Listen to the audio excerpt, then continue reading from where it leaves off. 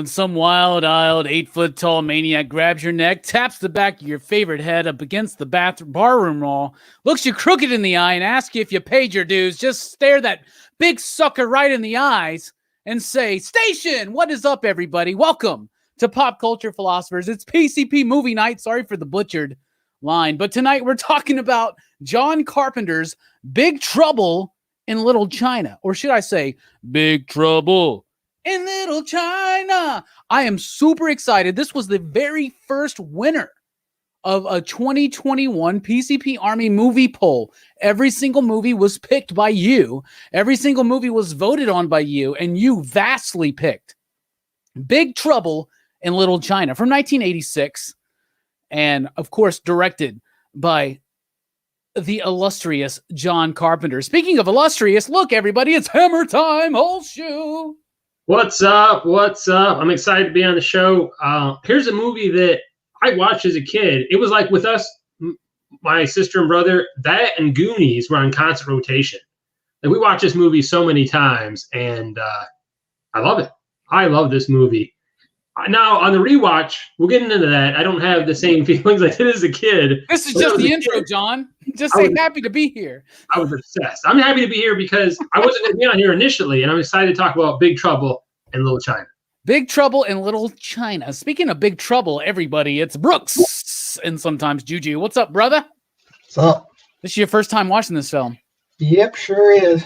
Ooh, I'm excited to hear about it. It's his first time watching any film, I heard. Is that true, Brooks? Well, no, because I mean I've been talking about all these movies with you guys. I don't watch the show. That's definitely something that an alien would say. You up in your spaceship, so you didn't notice. Speaking of first timers, this is the first time on PCP Movie Night. Everybody, welcome the Brianiac. You're muted. I think he's muted. I am. Sorry. You're right. I was going to do that to open the fucking show, and I forgot because I went with I was like at last minute, I decided, let me pull a quote from the movie, and like come into it like I'm Jack Burton on the Pork Chop Express. And I should have just went with my initial idea saying, "Hey, everybody, station, welcome to the Pork Chop Express." Anyway, Brian, thank you for being here. Gun up in the air and had a piece of ceiling fall on your head. Yeah, I should have done that. What's up, Brian? Welcome. Thank you for being here. Yeah, thank you for having me. I understand why you started off that way, though. I mean, that's a kind of iconic part of that movie is those little screeds and his sayings and things like that. So yeah. And did you like what I did there when I said when someone says that to you, what you reply is station? And of course, I stole that from Manuel on the Tomorrow Cinema because I think he said that earlier. Speaking of stealing from other people, it's Dylan's Comics. What's up, my man? What up, bro? How are you doing, brother? When Dylan found out for the third time that we were doing Big Trouble in Little China, and he remembered it as the first time, he had to jump on board. Dylan, thank you for being here. No problem, bro. All right. I'm glad that you turned on the lights for us. That's really awesome. We got a super chat from Perry Comics. Everybody, station for Perry. He says, "Station, I've seen Big Trouble in Little China years ago when I was stoned, and all I remember is Raiden appear out of nowhere." Oh, so he's setting it up already. He's setting it up. First time remembering reacting to Big Trouble in Little China. Coming soon on Perry's Comics, everybody. Perry, thank you for being here. Thank you, everybody, for being here. Red Rick, Fable, who else we got here? Eric, Stefan, Big Heed, James. Who else? Nova 69, dudes. Sam Fett, Entropy and Comics. Hell yeah. We're excited to chat about this movie. So it came out in 1986. Of course, directed by John Carpenter, with a score by John Carpenter, with help from Alan Howarth. But it was written by Gary Oldman and David Weinstein initially, right? And so initially it was done by them, but they initially had said it in, how many times can I say initially? They originally said it in the Old West, right?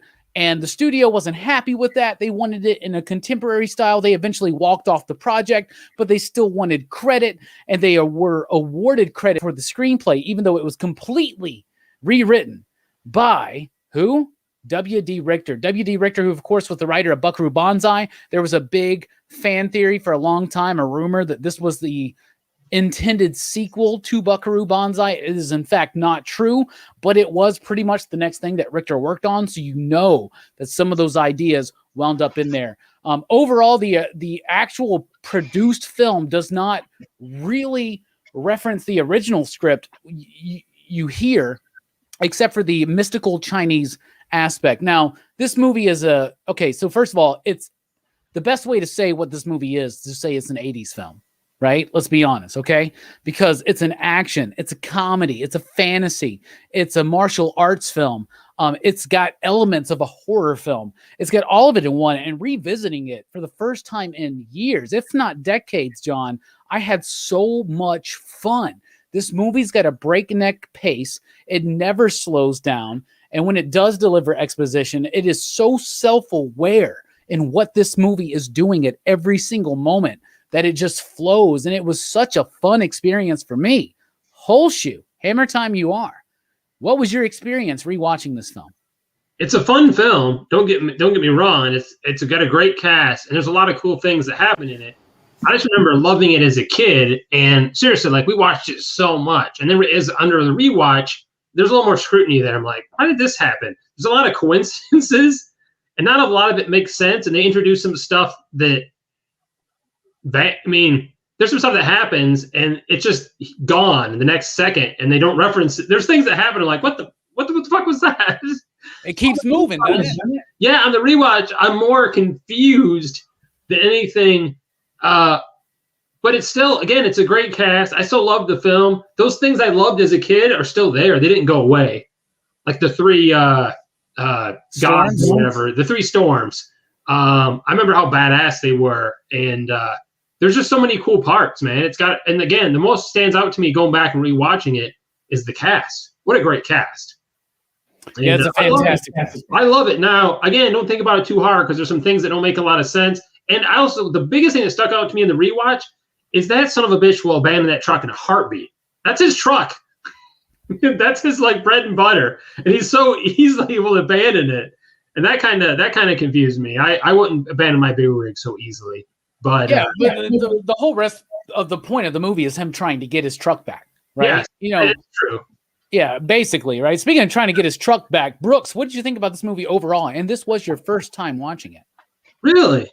Yeah. I'd heard a lot about this movie, but I'd never seen it before now. I liked it a lot, actually. It's a fun movie. It gets going, and it just keeps going, keeps rolling, and it does have like, it does move at such a pace. Like sometimes you get lost. Like, wait, what? Like if you can't like just tune out in this movie. Like you gotta be paying attention because like all kinds of stuff is always happening all the time.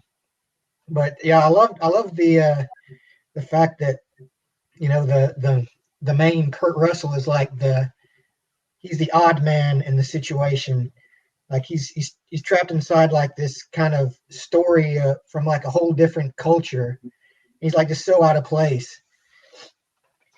Yeah, I like this movie a lot, really, and it's what I kind of would have expected from if John Carpenter made an action movie. I figured it would be something like this. Yeah, I'm glad you liked it, man. I really am glad. It's a great movie. Someone who's loved this movie for a long time, of course, is Brian. Brian, what did you think about it on the rewatch? And yeah, I loved it probably just as much as I did early on. I was a teenager when it came out. I don't think I saw it in the theater. I don't remember seeing it in the theater, but I know I've watched it numerous times through high school and everything like that. I think because even then, like you said, it's an 80s movie and like things don't make sense. But I think that's the magic of that movie is that it's absurd and it just keeps getting more and more absurd. Yes. And it starts with Kurt Russell. He has it all figured out, right? He has these monologues. He's telling you guys like all this stuff, and everything like that. But then he just keeps getting presented with more and more absurdity. And it's just, I don't know. To me, that's one of the parts that's entertaining is watching how he deals with all that absurdity. And, and a lot of time, he's the main character, but yeah, times he's kind of taking a seat while everybody else is solving all the stuff.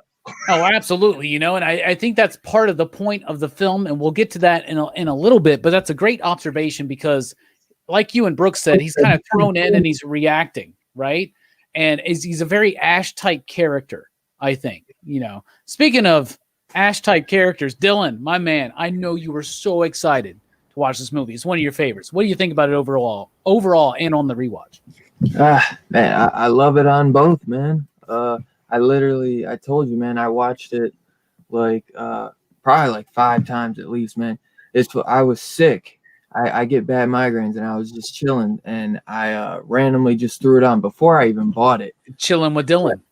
And man, this is just one of those movies that when I'm sick, I'll throw this on, bro, just because it'll put me in a better mood. I've been watching it since I was a kid, and you can't go wrong with Kurt Russell. It's totally something different. I mean, John Carpenter did Elvis with him, but most people know him for, like the horror stuff, The Thing, and I can't even think of the other one now. But Escape from New York. That's him and Carpenter. I just bought Escape from LA, and I couldn't even remember that. But yeah. But yeah, I absolutely love the movie, man. Kurt Russell is phenomenal. I love that he takes some of the cast from this movie and throws them in Prince of Darkness as well. So there's some great characters in this. Absolutely every character I think is great. Yeah, including Dennis Dunn. Dennis Dunn is in Prince of Darkness as well. And I would argue that Dennis Dunn is the main character of the film. And I think that's one of the genius things about the film. And we'll get to that. Yeah, but I really appreciate you being here, Dylan. I really appreciate you turning on the purple lights for tonight. That warms my heart, brother.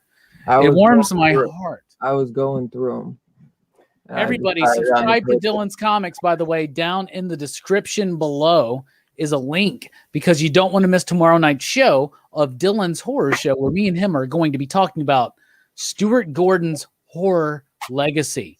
Yes, I've rewatched Castle Freak, Dagon, and a few others this year. Yeah. This week was like a really nice little secluded, man. Like I really enjoyed that. More on that tomorrow night, right, Dylan? But tonight is about Big Trouble in Little China. So Kurt Russell makes this film. He's doing a John Wayne impression. I think this movie is a satire. I really do. I think that this movie is painting this idea. Okay, so it's got this mysteries of the Orient type thing, right? Which is very stereotypical. It's very like on the nose. And it's a kind of not a common trope at the time, but it became a common trope, and it was in certain cinema history. I think what Carpenter and them are doing is they're actually telling a really good story that's embedded in Chinese mythology and folklore, and it's embedded in martial arts action, but at the same time is kind of a farcical satire about it, because the main character is doing a John Wayne impression and literally falls, trips, gets knocked out, is completely inefficient, but acts like he's the hero of the film. It's almost like when you watch the American version of Godzilla, and if you compare Godzilla to Gojira, it seems like Raymond Burr is this type of character where you're like, he thinks the movie's about him, but it's really not.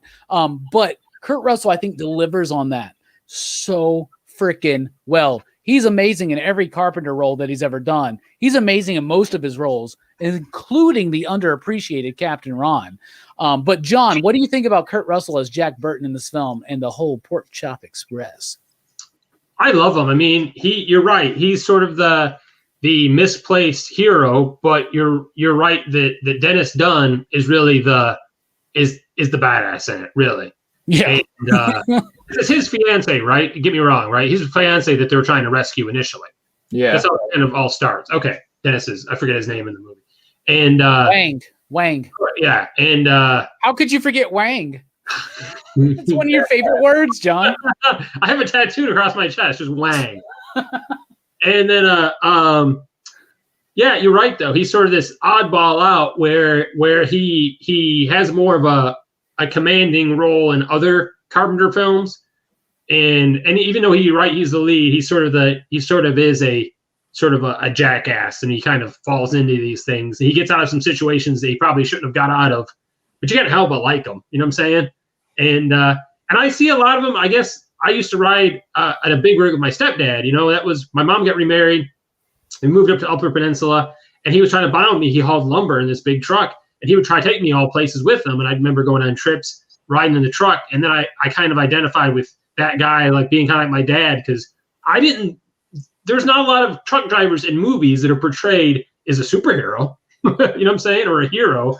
So I kind of like identified with him in that respect. But he does a great job. It's Kurt Russell, man. Kurt Russell, I think when you think of Kurt Russell, people like him, and he's been in a lot of good films, but people don't put him up there as being one of the greatest actors of all time. And I think we need to reevaluate that, because I think he is.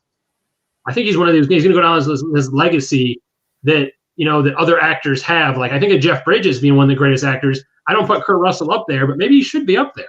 You know, I always talk about movies, like actors, like, you know, when we were growing up in the 90s and 2000s, like, and when we were like that was when we were becoming cinephiles, right, John? Yeah. And we would talk about actors that made great choices. People like Johnny Depp, people like Brad Pitt, people I think like Ryan Philippe, right? Now, Ryan Philippe made some great choices in movies that didn't quite pan out. You know what I'm saying? Brad Pitt, Johnny Depp, they made some good choices for movies that did pan out. And Kurt Russell had that kind of curse, you know, but he overcame it. But he had a lot of movies, including Big Trouble, including The Thing. And, you know, Escape from New York was kind of like the only success that he and John Carpenter had in the early 80s. Because Big Trouble was a flop. Like, this movie just tanked, right? And it came up against Aliens 2 weeks later. It was coming up the same year Golden Child was going to be made. And so they rushed it into production and tried to meet it so that it would hit like 5 months before Golden Child's release. And in hindsight, what's the better film? As good as Golden Child is, I mean, I think it's a solid movie. But I mean, this is, I think, a better film because it's so much fun. It's got this pace. Kurt Russell owns this role, but it's amazing that he built a career on flops that became cult classics, you know, and that's what happened with The Thing, and especially this movie. Speaking of flops that became big later on in life, Brooks. And Aliens. What did you think about Kurt Russell as Jack Burton in the film? Well, I mean, you know, he's Kurt Russell, so the charisma is turned up. And like, especially in this role where he's playing like, you know, kind of your typical American doofus, I guess.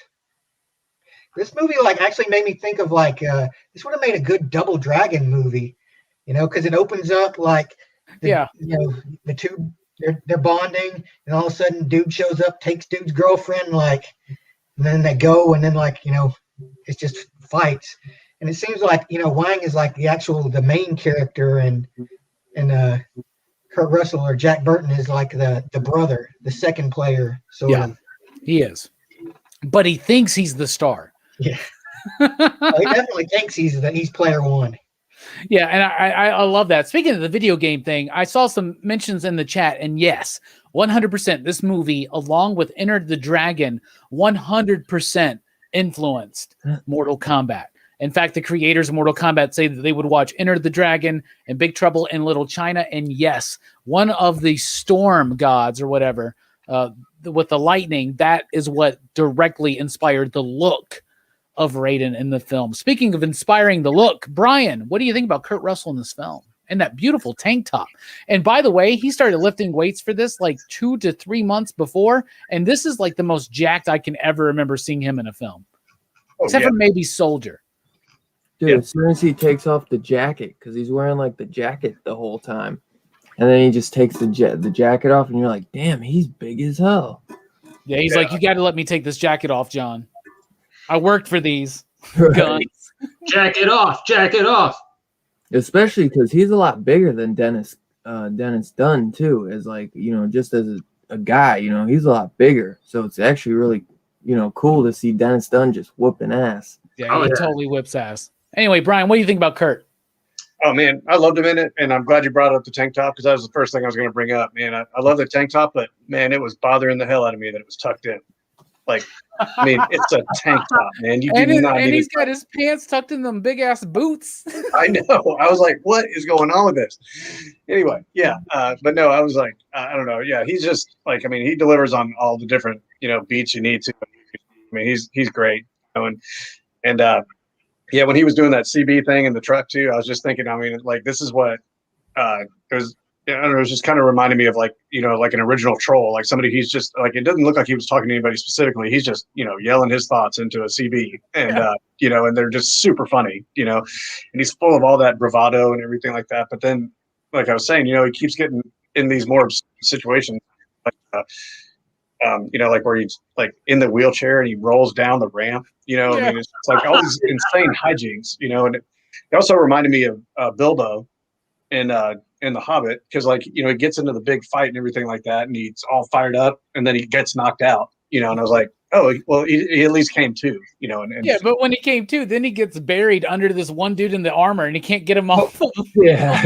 He gets saved from he was fighting the Thunder guy, and somebody I think Dennis Dunn came and saved him. Egg came and saved him, but yeah, and then he got pinned. And then you're great. That's a great analogy with the whole Bilbo thing in The Hobbit. Like, you're right though. Like, he's presented as being this hero, right? Because Wang tells him throughout the whole movie, like, I need you, Jack, and he's only doing this to get paid and to get his truck back. Let's be honest, okay? But there's an element to that where he feels compelled to do this, because when the women first get kidnapped, he's like, those bastards got to pay. I'll take you there. Like, before money even gets like brought up. Yeah. Right. So even Dennis Dunn, he's even like, I can't ask you. And then as soon as he's like, where are they at? He's like, thank you, Jack. Cause he's like, I can't ask you to do that. Yeah. He's honorable. And they even like put in, apparently I've heard two stories, because first of all, Cinemassacre covered this movie because they had the privilege of having Macaulay Culkin for like a weekend. Yeah. And they asked him what movie he wanted to do, and he picked Big Trouble.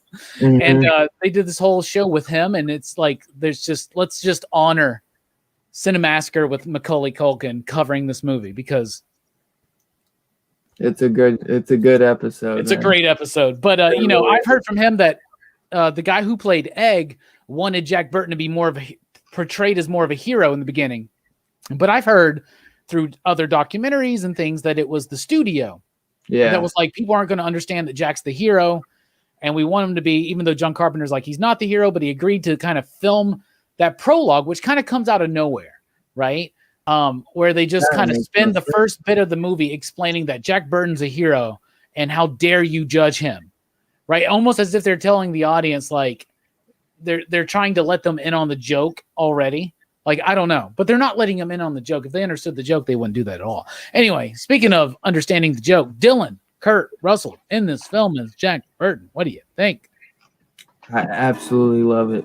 I might go as far to saying it's my favorite, like, Kurt Russell Carpenter role.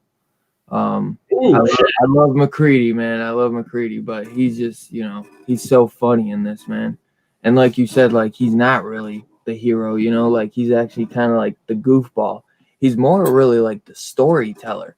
He's more the guy that kind of like, somehow something always kind of bad happens. Like, he even says it at the end when he won't kiss the girl, because he's like, man, trouble seems to always find me, But he seems to have so many stories, the Pork Chop Express, man, always got some advice to give you on life. But yeah, no kidding. This is an amazing world we live on, and God damn it, I guarantee you we're not the only ones here in the universe. I'm disappointed there aren't aliens in this film. Hey, what the hell is that that being that like Lopan uses to, like, kind of like his little spy drone? The eyeball thing? Yeah, that thing is weird. Yeah, it is weird. Speaking of weird, John, what about another character, another performance aside from Kurt Russell that you would like to highlight in this film as one of your favorites? Oh man, I don't know. I really like the Three Storms. They were so awesome. And you're right. The Mortal Kombat team straight up said this is what inspired Raiden. Even Shang Tsung is inspired by Lopan, actually. Yes, exactly. They said they drew heavily from that, and I just love them. They're so awesome. Even after not seeing the film for a while, even though I watched it 1,000 times as a kid, those characters stood with me. Especially the one that blows himself up and like explodes. Yeah. Dude, it's so crazy, man. Is that your big finish? Because you can't do anything after. I'm still confused by that. Like, his reaction is like, first of all, they kill Lopan, and then in a non-action movie type way, you kill the big boss and you still have other villains to fight, right? And then this guy just kind of blows up himself. So like Jack's fight with this dude, like Jack doesn't ever really like do anything to like conquer something. Oh, you know what I'm saying? Like this dude just like blows up, and I don't understand. I think there's literally a Cabbage Patch joke too, because if you notice, he starts looking like a Cabbage Patch kid, and when he blows up, it looks like cabbage is coming out of him. So I think that's pretty funny. One other character that stood out that I remember being terrifying as a kid, and it's only in the movie for 2 seconds, is that weird like sewer troll or whatever that shows up. That just like comes out and eats that dude. And that's what? So random. Yeah, it's fantastic though. It's like great because that's John. Like, what's the ape creature? It's random. There's so much randomness in this movie. They just throw it at you. Yeah, there's stuff they really don't explain, and maybe that adds to it. You're right. Maybe it was purposely to be. I bet a lot of that's taken from. I bet a lot of that's taken from Chinese mythology too. It could be, and that was always a character that I thought was terrifying. And then we watch it, and literally that monster is in the film for 2 seconds. I don't really. It's so random. It does come out though, and it's very impactful. Speaking of being random and impactful, Brooks, what about you? What's another character that you would like to highlight? I actually liked Kim Cattrall's character in this movie. The Gracie Law. Yeah, it's like I'm Gracie Law. It's like she just seems like, you know, she's just going to be like another damsel in distress, but she actually gets to do some. She gets a little action in herself. Like I thought she was like a good female lead. And she's pretty hot in this movie too, to be honest. Yeah, right. I'm trying to find a comment. She's pretty. I was trying to find a comment by God Tank who says, "Who agrees Kim Cattrall equals swing?" Show of thumbs, please. Like, yeah, I'm not even gonna lie. Swing. She reminds me of a swing in a park. What? She was a fox back in the day. She was a fox even today, man. I'll be honest. She's like the cougar I'm praying for right now. Speaking of the cougar I'm praying for, Brian, what's another character you'd like to highlight? Man, that is the nicest thing you've ever said to me, Robbie. I feel all warm inside, man. That's just pillow talk. He's just trying to get you in bed, Brian. Don't listen to him. It's just pillow talk. I had an answer, but I'm flush right now. I don't know how to process this. I was gonna say the Three Storms because I love that. In the first several go rounds watching the movie, and I still think they even though it's 80s, it still looks great. Yeah. The lightning, especially the lightning, looks amazing. Still. Oh yeah.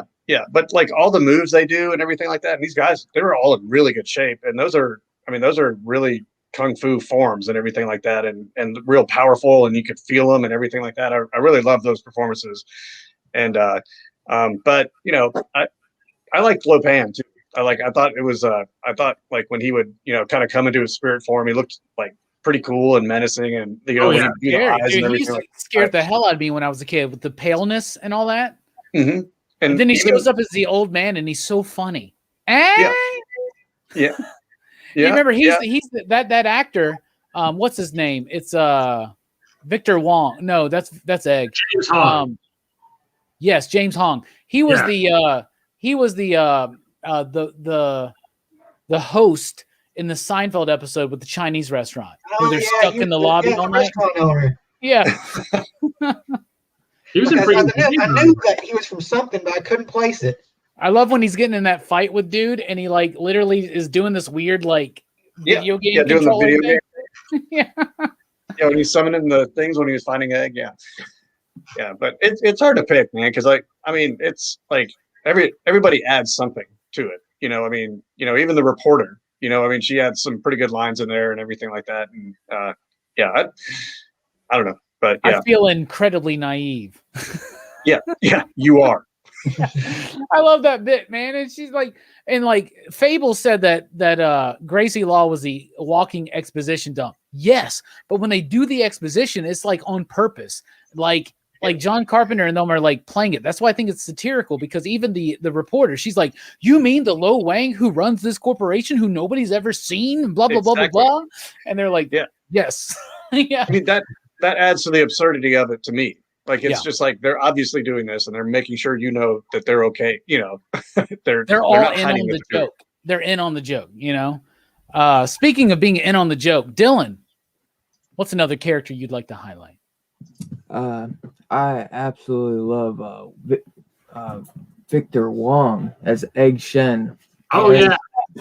I think he's hilarious. I love when he's just like dry when he's doing the tours and you know he's just telling everybody about China, how China came and they did the railroad and were saving their pennies. And it's funny when Dennis Dunn's telling him, he's like, yeah, he's rich. He owns a bunch of buildings. He's like, what's all that? He's like, he's rich. What's this crap or something? But this is all junk. All this junk. Yeah.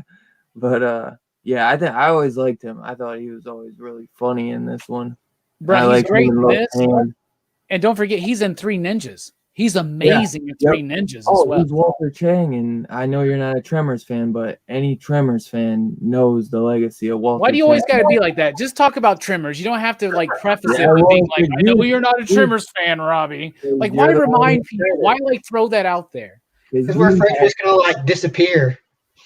They're gonna get you. I don't disappear until after the movie review, and then if you guys start talking about Gundams, I'm dipping for a few minutes. I'm sorry. I got other things to do. Sorry.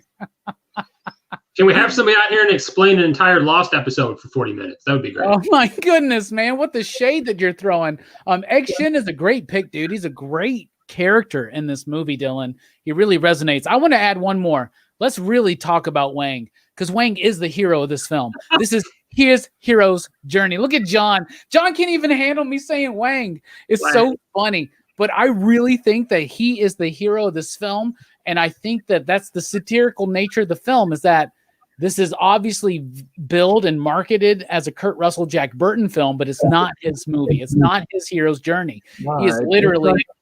He's like literally Robin Hood's brother John. It feels more like a buddy cop, if anything. The Green Hornet's the same way. Kato is the badass. Yeah. But here's the thing. Kato is the badass, but in here, Wang's got the story. He's got the treasure that's kidnapped. The princess is kidnapped. He's got to go against the dragon. He's got to go against the evil warlord. Like, that's his hero's journey. And I think the brilliance of this film is that Jack is thrown in there, and Jack, being the American in this Chinatown film, feels like it's about him, but it's not, and I think that's part of the joke. Speaking of part of the joke, what do you think about the style, structure, cinematography? I think it's brilliant. The cinematography in this film is amazing. Now, Dean Cundey, he did a lot of Carpenter films, but he also did a lot of like Spielberg films, right? He did some great stuff with Apollo 13 with Ron Howard. He did Hook. He did Back to the Future. He did Who Framed Roger Rabbit. He did, by the way, Roadhouse. Okay, just saying. And Jurassic Park. Big. I don't know if you ever heard of this tiny dinosaur movie that came out in the 90s. But he also did other fan favorites like the 1994 Flintstones movie. But he's got a great. There is nothing in this film. Any single frame can be captured, and you just look at it, and it could be a piece of art. Everything is filled. It's like a Ridley Scott or an Ang Lee film where every frame is like just magnificently composed, and there's so much depth to it. And like I said, the story, the way that they're in on the joke, the pacing of it. There's no fancy editing in Carpenter's films. He's very old school, and he like sets everything up so purposefully. I love it. What do you think about the style and structure of the film? Hammer Time Holshoe. I like the dialogue. I like the cinematography. On the rewatch, I thought the story was a little bit, how to say, there seems to be too many coincidences, but it helps with the flow of the story. You know what I'm saying? There's some things that happen and like, what are the odds that, but it helps the flow of the story. And for some reason, I watched some old shows and they're trying to do something in 30 minutes. There's way more, you know what I'm saying? There's way more of that stuff in some shows because they have to keep things cohesive, or there's a cast of 4 people. So it has to, of course, the bad guy's got to be one of the people in the cast. So for some reason I accepted in other films. And when I rewatched this, I was like, what a weird coincidence. So the pacing seems kind of off, but it works for the film because, I don't know. That's my only complaint, but I don't know how you'd get to point A to point B if you didn't. You know what I'm saying? Yeah. But the cinematography is great. The dialogue is great. The cast does a good job, and honestly I did not realize that was. I mean, I knew it when on the rewatch. I never realized that was Kim Cattrall. Like my memory of that when I rewatched it, I'm like, that's Kim Cattrall. Also, I'm a dumbass. I rented the movie online and watched it, and then I realized I have the Blu-ray because I bought it from you. So Amazon got $4 or whatever it was from me, and I'm like, son of a bitch, I own this movie. Hilarious. Yeah, I got the Shout Factory now. You might want to upgrade. It's a really good set.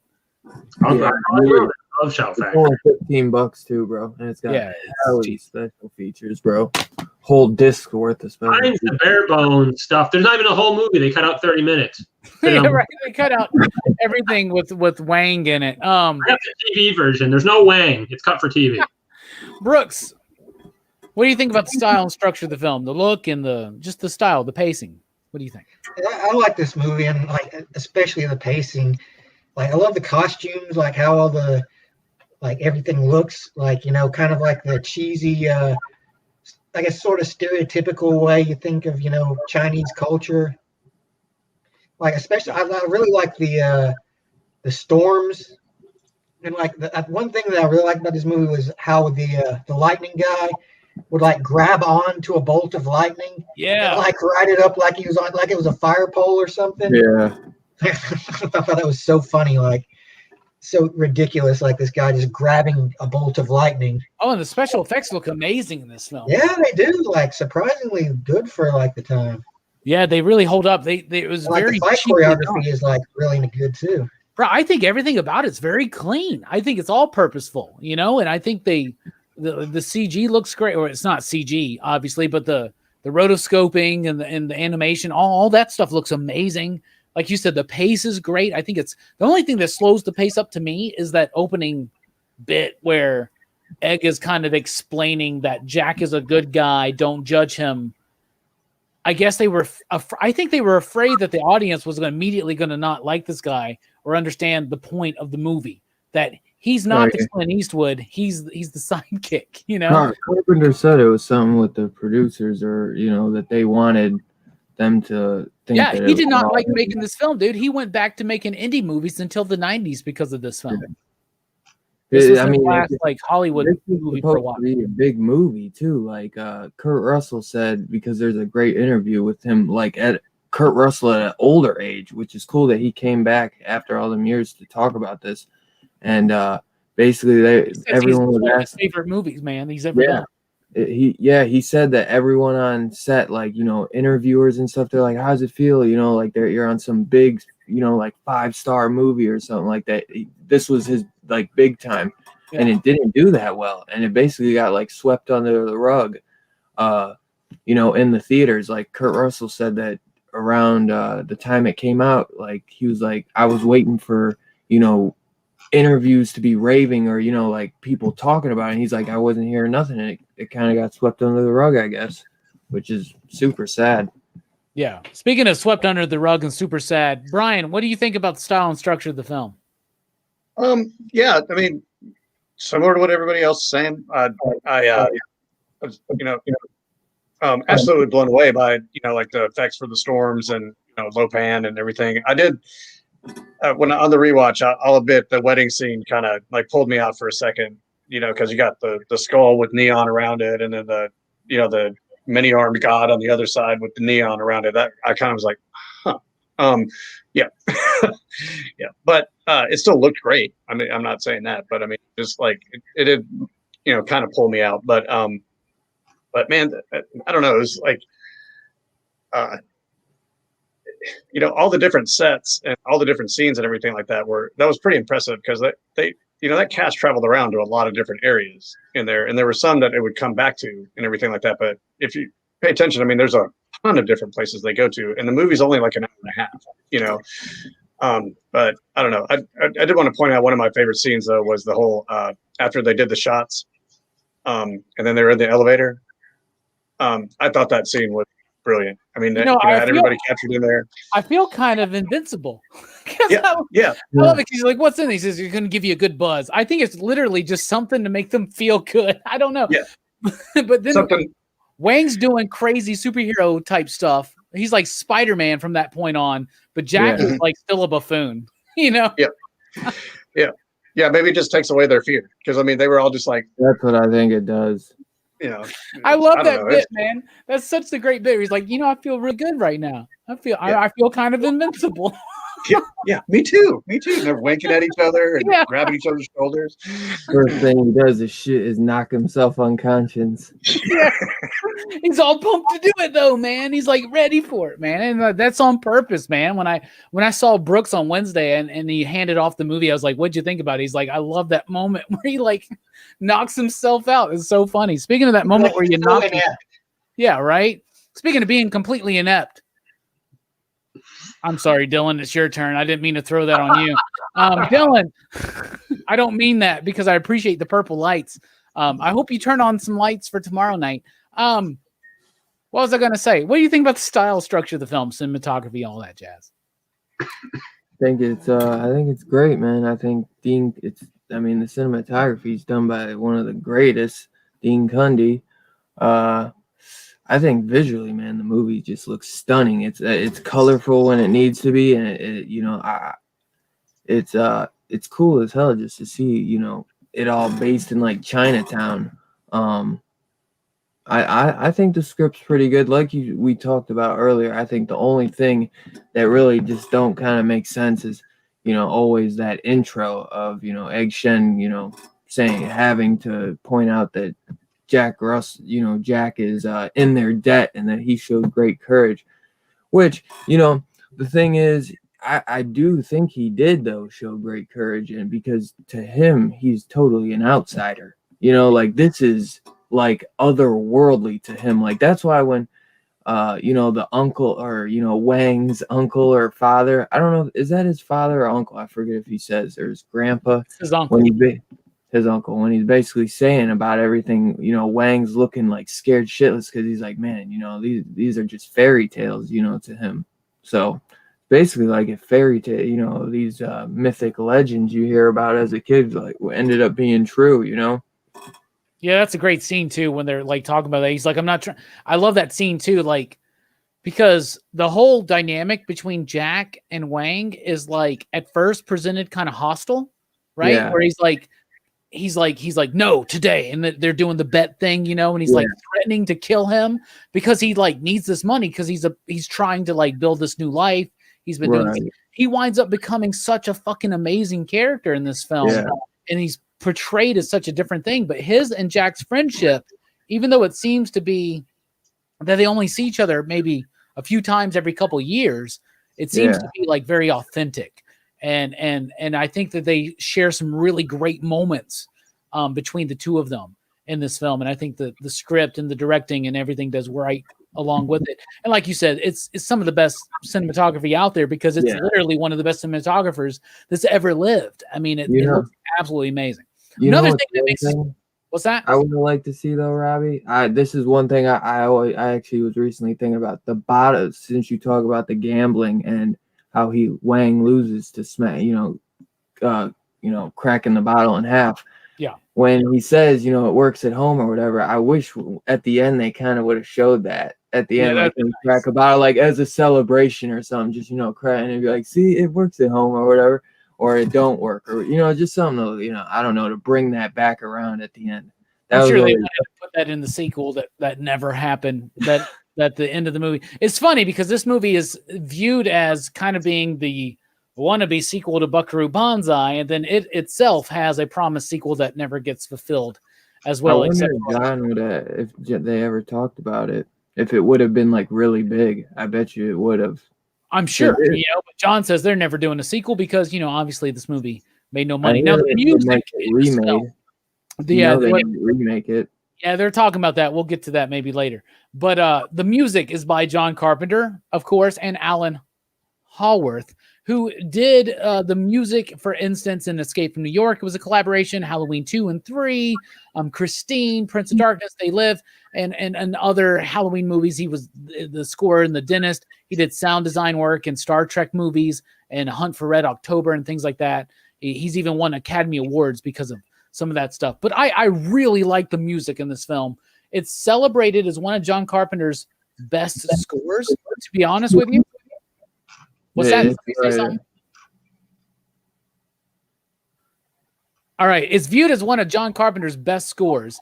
And I agree with that because he could have went with a very typical Oriental type style that he felt like was kind of overused in these kind of movies. So he wanted to kind of have his own stamp on it. It's very synth driven. It's got a lot of rock to it. He, of course, did the music video with Nick Castle and Tommy Lee Wallace for the Big Trouble in Little China, which the music video, by the way, I shared it in the PCP Army. It's terrible. It's so ridiculous. It's just so dumb. But the music I love in this film, and I love the music in every John Carpenter film. And I think this one really is solid, and you can feel where he's going into They Live in his next, thing. What do you think about the music in the film and how it affects the film, John?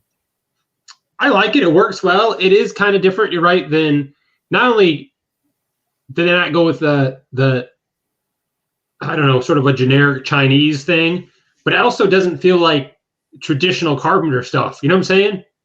Carpenter definitely has a style, and he uses a lot of synths and Moogs or something like that. And I don't know, there's a very Carpenter-ish, and you can feel it, but it doesn't remind me of other Carpenter films. If I didn't know this was a Carpenter film, and I don't think as a kid I realized this was the same Carpenter that gave us those horror films. You know what I'm saying? I don't know. It's a good soundtrack. It's done well. I think that's the great thing about Carpenter is not only is he a great director, but he's got a good music ear, and he brings great soundtrack to the films. And there are some directors who can do that, but not a lot can, and not the way Carpenter can. So there's something about, again, having that, I don't know, he's got like a musical intuition or something like that. He's a musician himself, so it works. Yeah, it works really, really well. What about you, Brooks? What do you think about the music in the film? It's good. Yeah, I like the music in this movie. I think it very much encompasses like the mood, it sets the tone for the scenes and everything.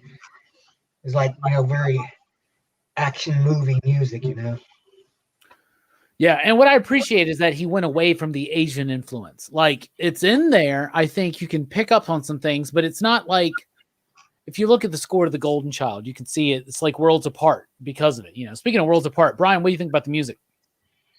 Yeah, I definitely love the score.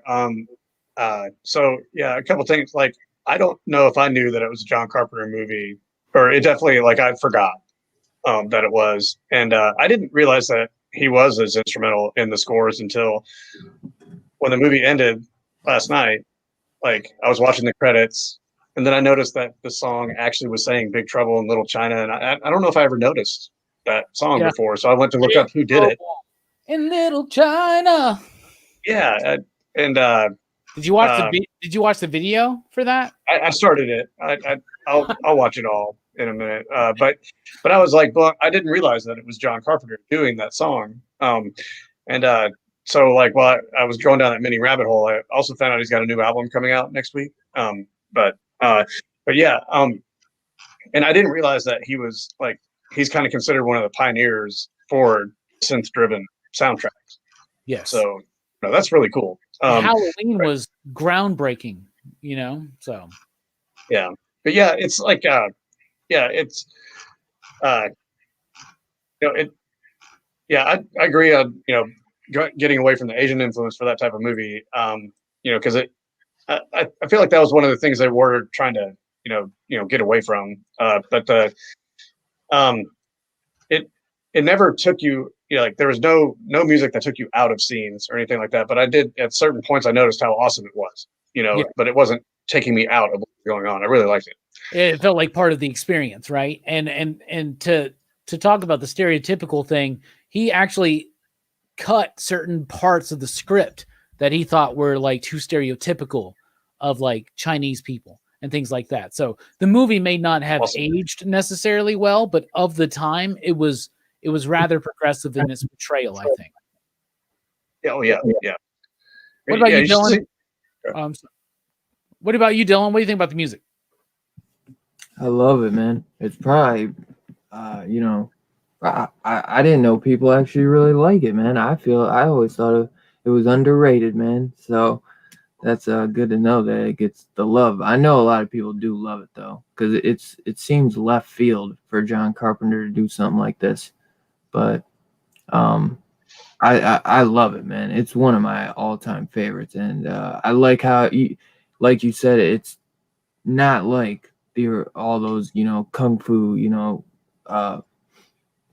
fucking scores, but it has that in there, where you can feel it, but with the synth, and then kind of sped up for the action scenes and stuff like that. I love it, man. It's very like, if you look at his score on Prince of Darkness, if you look at his score on They Live, it's you feel the vibe that he's starting to build there. I mean, he's just one of the greatest. Like, I literally will listen because that album Brian mentioned that comes out next week. He has 2 of them already that came out. Like, that's Lost Themes 3 or something. And dude, they're incredible, man. They're like, so great. he's still dropping just phenomenal work, man. And he tours. He's toured before. Like, yeah, and it's awesome. He is really one of the greatest, man. And it's funny because now I feel like nowadays, like every movie, we all know Halloween, you know what I'm saying? But now it feels like every movie you're like, man, his music's awesome, dude. And you're like, I feel nobody talks about it, but it's just every movie he did is his score, and they all have that feel, that John Carpenter feel, or that synth, like that, because he almost keeps like the same note, here and there, but he switches it up, and he. That scared the hell out of me, man. I thought it was a damn monster from Lopan's fucking dungeon. Dude, he does it all the time to me. Your dog is the undersung fucking hero of the show. Gives me a damn heart attack in the middle of the night. But yeah, I love it, man. It's one of my favorites. You know me, man. I'm a huge Carpenter fan, and it's just because he does all. I love, artists or filmmakers that do everything, man. He was in there doing the music, the editing, the producing, the directing. Man, he even did some directing or acting when he did The Fog, So it's like he did everything, man. I'm sure, it was some tough work, man, what he did, man. But it's good to show that, or good to see that over the years, people finally recognize how incredible these movies are. Absolutely. It wouldn't be Pop Culture Philosophers without the next segment. We would literally just be called Pop Culture. And I think that would be a very generic YouTube channel. But what does the movie mean? What is the theme? What is it trying to say? Here's what I think it's trying to say. I honestly think that this movie is a satirical thing. I think it's pointing the idea that the Western, the American, we feel like we're the hero of the story. I think that's intentional. I think that's what this movie is about. Other than that, it's a genre mashup, right? It's just trying to have fun. It's just trying to entertain. But I really think that it's very implicit that Kurt Russell was in on it. I think Richter was in on it as the screenwriter. I think John Carpenter was in on it. Like, they knew that Jack Burton, my bad. Why is it Jack? I'm combining the real person and the fake person. Jack Burton was not the hero of this film, but he thinks he is. And I think that's saying something. And I think that's an actual point that this film is trying to make, is the hubris of the Western man, almost at times. If you take of that what you will, but I think that's what this movie is about. I think it's about the denial. It's a very Dracula theme at times too, where Van Helsing says in the book and in the original film by Todd Browning, he says, the devil trusts the biggest power of the devil is that you do not believe in them, and that's kind of a theme, is like, the disrespect and understanding of the natural order of things. And maybe there is something more to nature and physical reality than we will accept. But I think that gets tied into the idea that this is he's doing a John Wayne impression on purpose. And I think he's there. This movie's making a very implicit statement on, what the Western man thinks of themselves and everybody else in the world's story. Maybe, I don't know. What about you, Hammer Time? What do you think this movie's trying to say? I don't know, man. I mean, there's definitely that good triumphs over evil, which is a very generic, which isn't a lot of movies, but it happens. You do have the good guys trying. You're right. I mean, they do have that sort of generic cowboy John Wayne type characters. And now that you say that, I see that. You said it earlier in the show, but I do see that he's really the embodiment, or he acts kind of a John Wayne-ish, different than he does in other characters. He definitely is.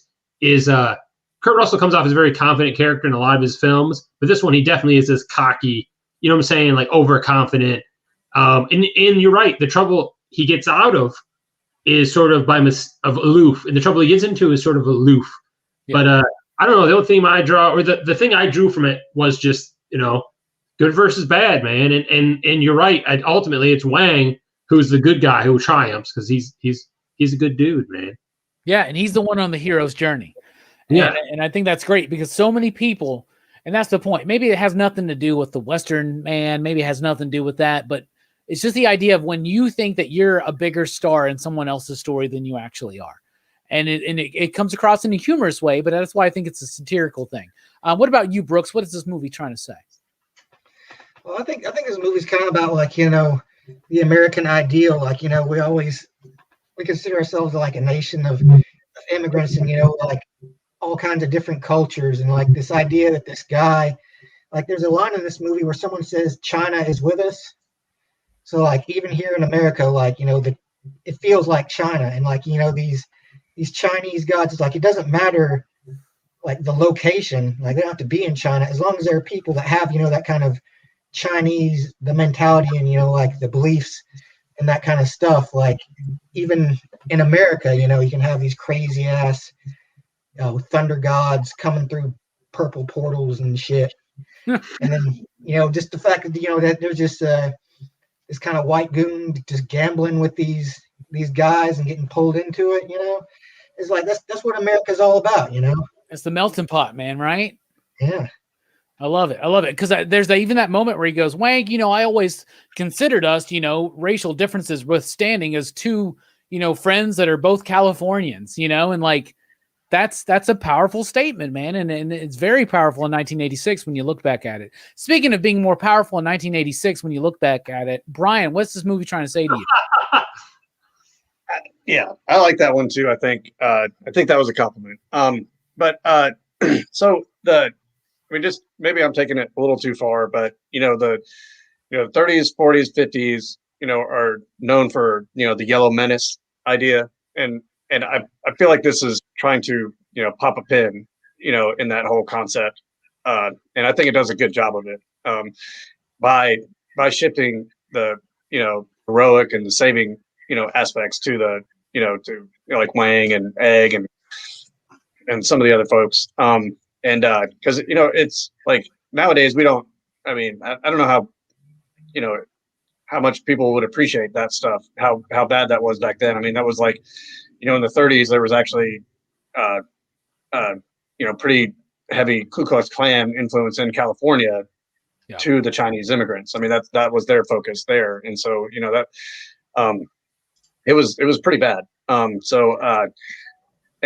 But I might be reading too much into it. I mean, I did feel like that was where some of that stuff was going. And I like how you use the word hubris, because I mean he's incredibly confident about all these things, but there's no real reason for it.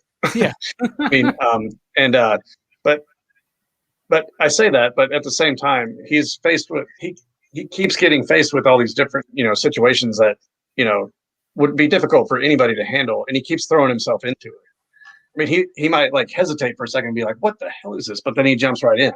Yeah. Right. I mean, and I really like that aspect of that, character. Cause I do feel like that's, if you want to talk about him being a symbol of an American, that's kind of, I think Americans are known for their confidence, whether it's, whether it's the best. Oh, and it's also a great thing of being like when something comes up that's unfamiliar that you're not accustomed to, or that you think is ridiculous and preposterous, like just roll with it, because that's what American heroes do. We just roll with it. And yeah, he may be inept, but he is brave. He's different than Ash in that. I think Ash is a true coward in the Evil Dead franchise, but Jack is brave. Yeah. I will say that. Speaking of maybe being a little bit of a coward, but still being brave, Dylan, what do you think this movie's trying to say to you?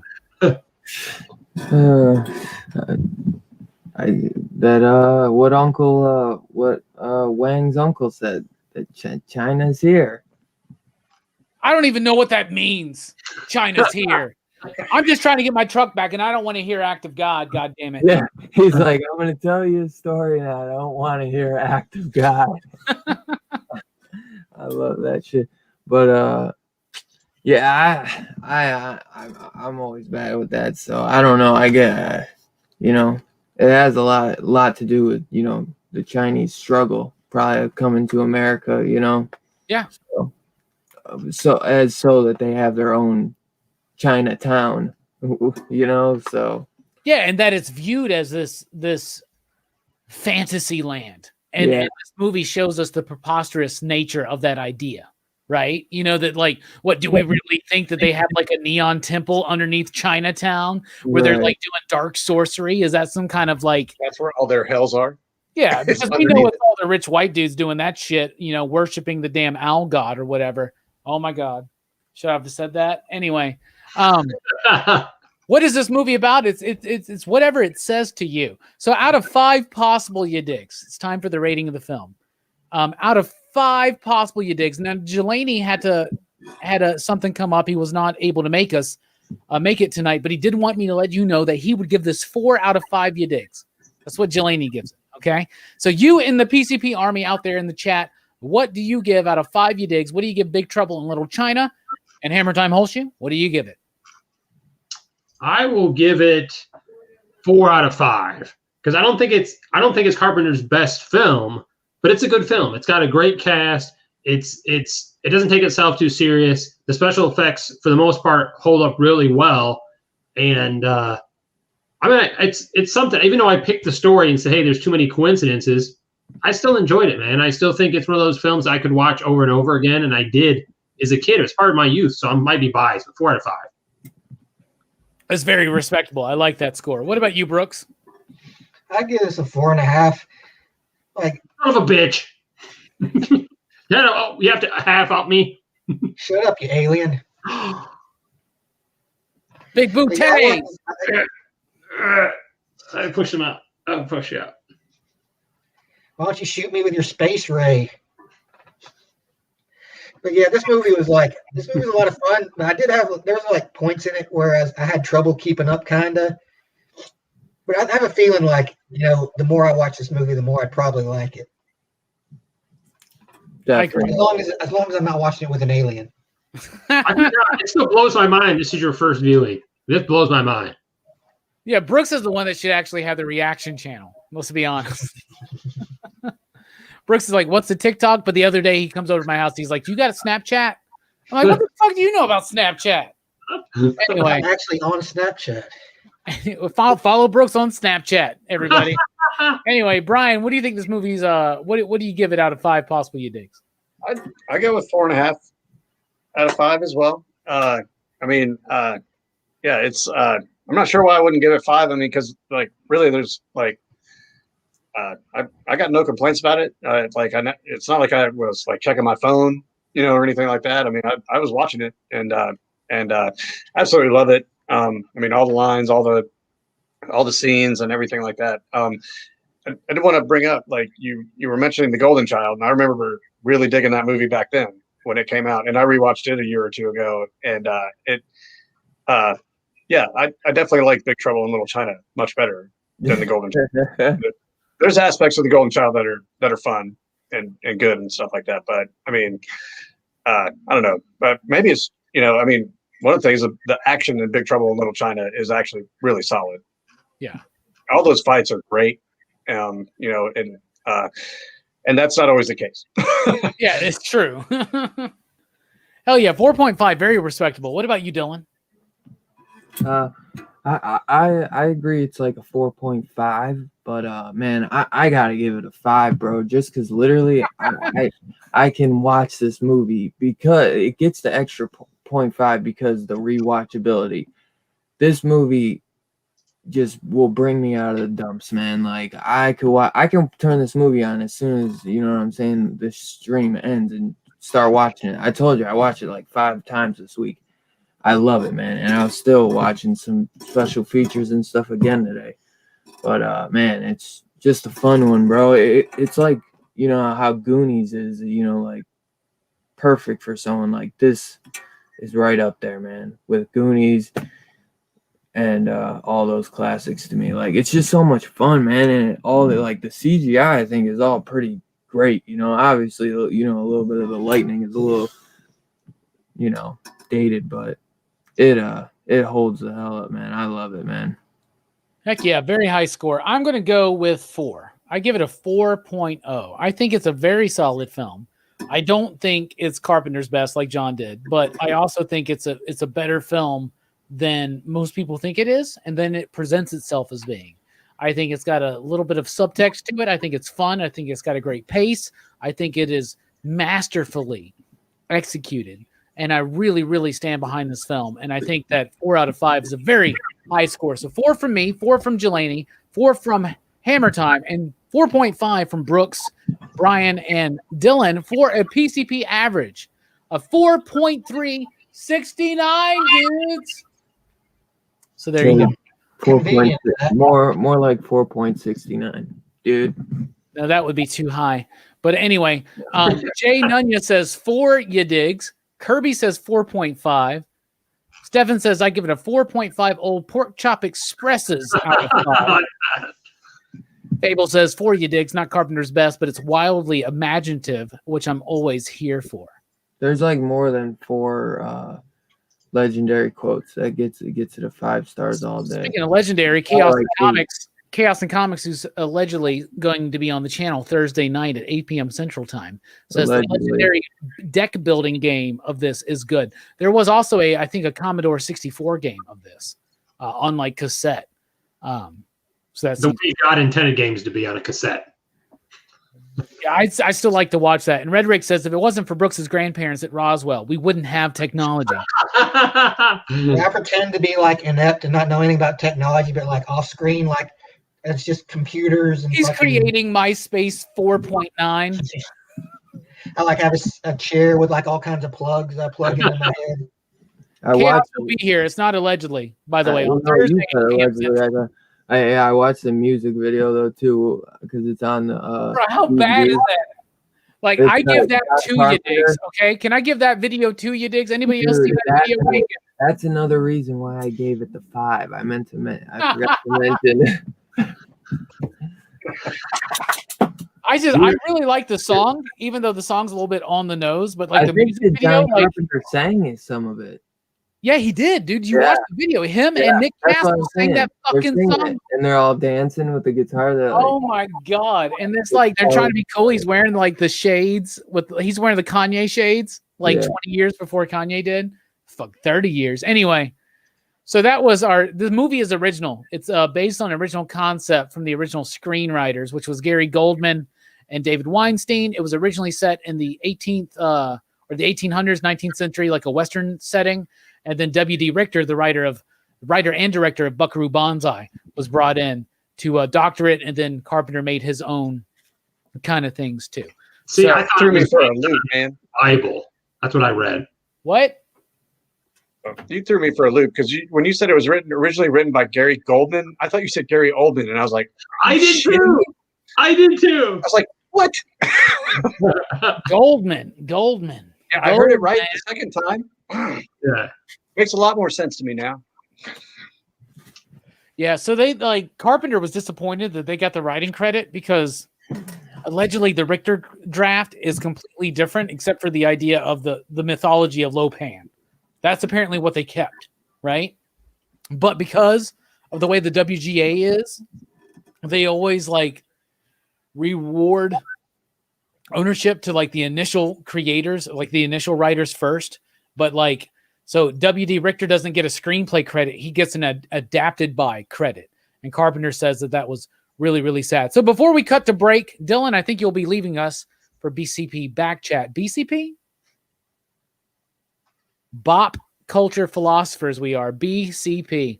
Anyway, Dylan, tell us about tomorrow night and why we should subscribe at the link below to Dylan's comics.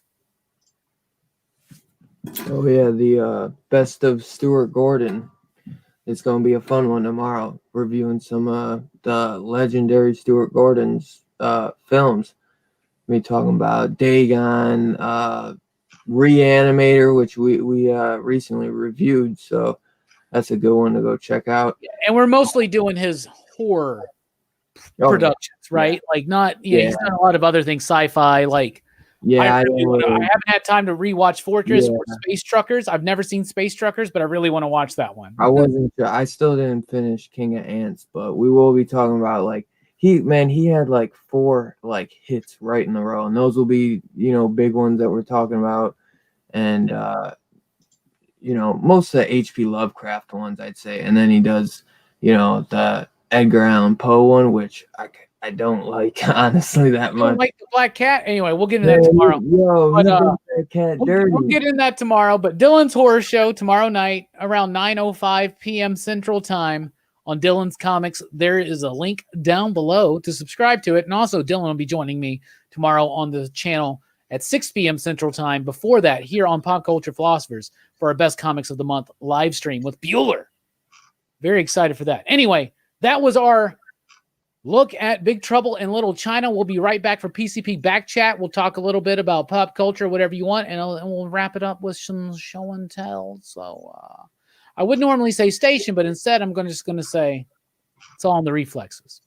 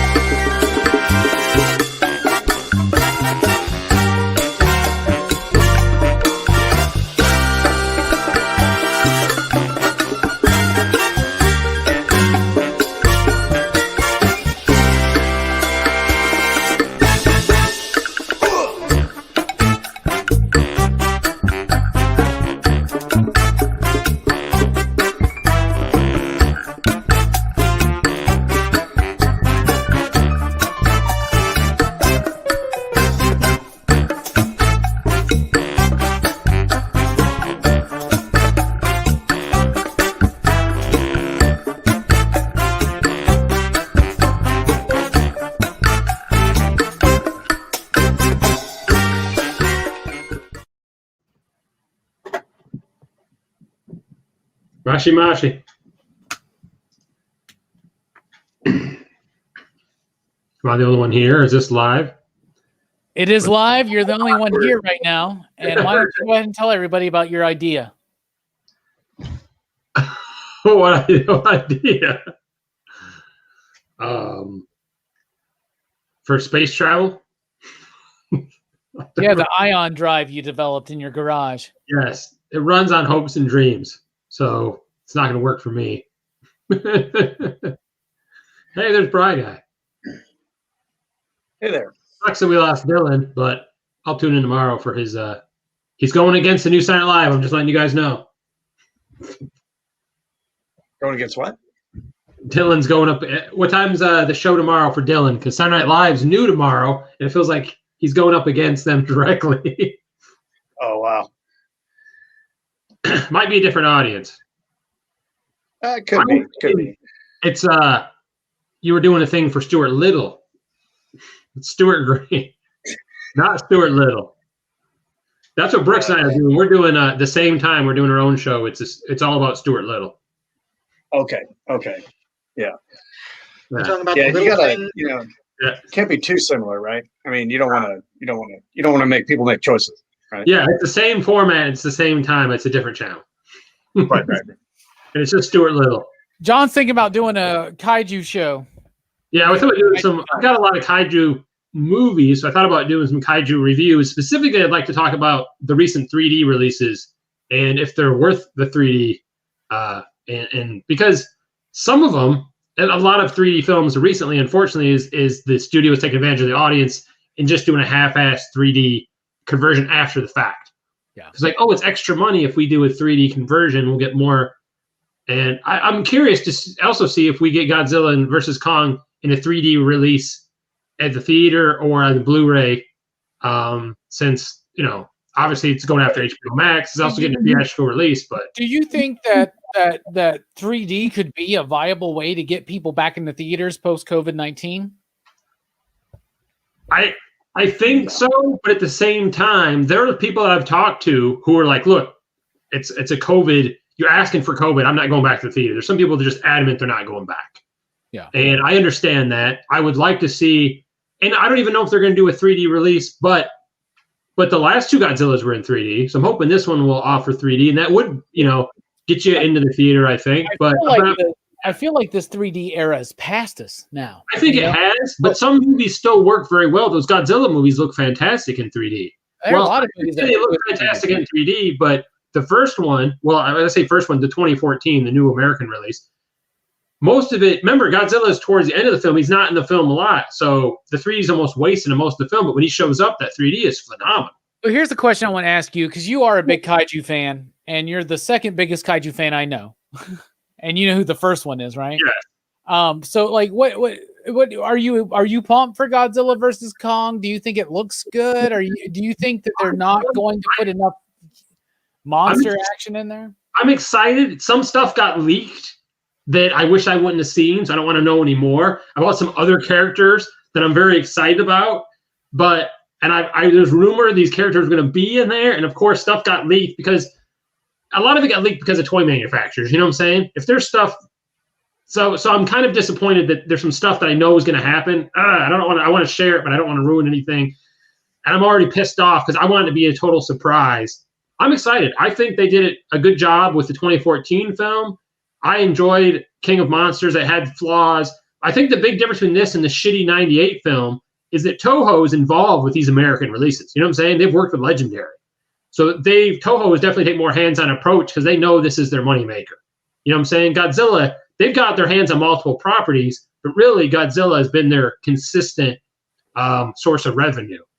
And I'm excited for the new one. I'm excited to see the crossover. And the next person that bitches about King Kong was smaller in Skull Island, dude, that takes place 70 years ago, and he was a teenager. Teenagers grow, believe it or not. Teenagers usually get bigger.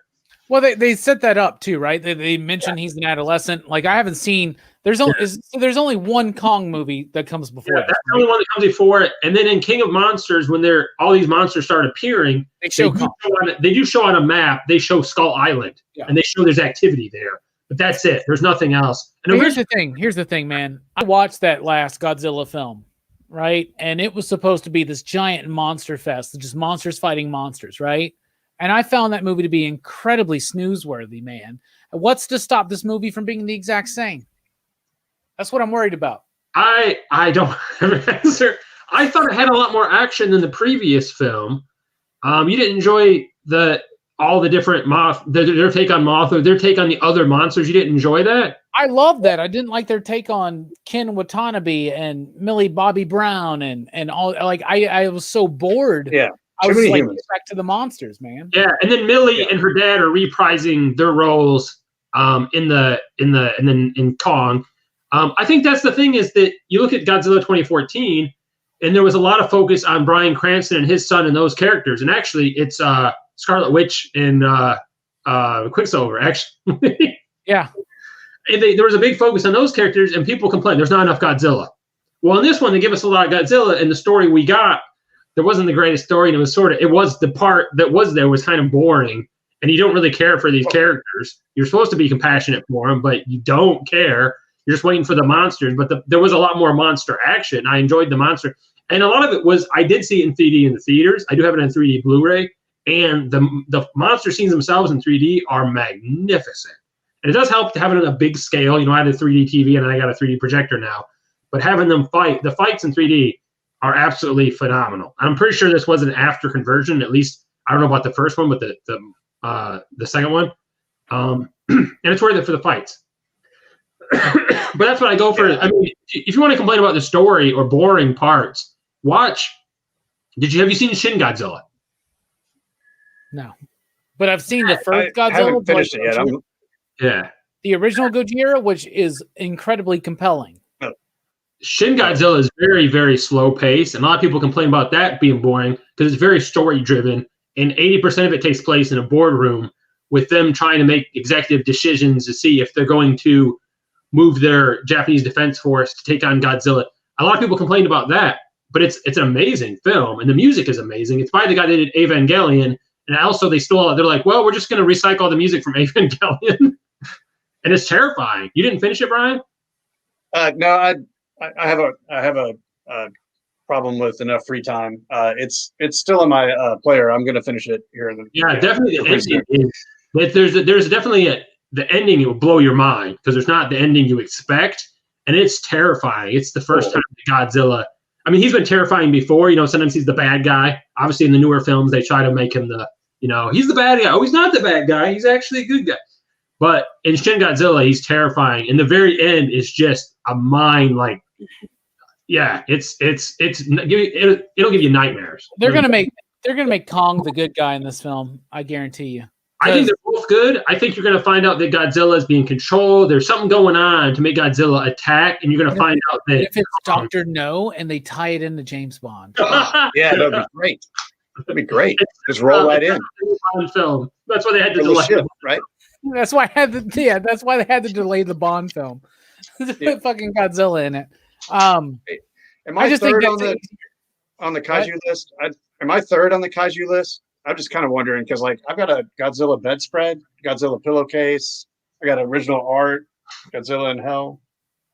Bro, what a weird stretch. You got a Godzilla bedspread. How did your wife feel about that? She's the one that bought it for me for a Christmas present, and it looks like then she's looks like the wave of Tanagawa.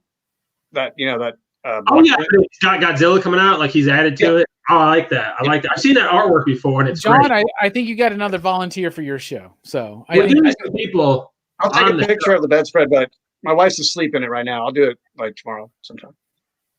Just knock her out. Get the hell out. I gotta take pictures of this. Just rip it off and bring it into the vomit room.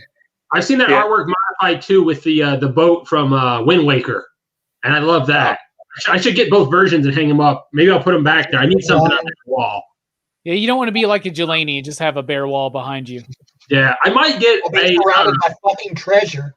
Yeah, maybe I'll get a picture of Brooks back there, him surfing with no shirt on. Bro, no. If you get a picture of Brooks, we need this one. I want a canvas of this. Yes. I've told Mike that. I was like, I want a canvas of this. I can put prints on the store.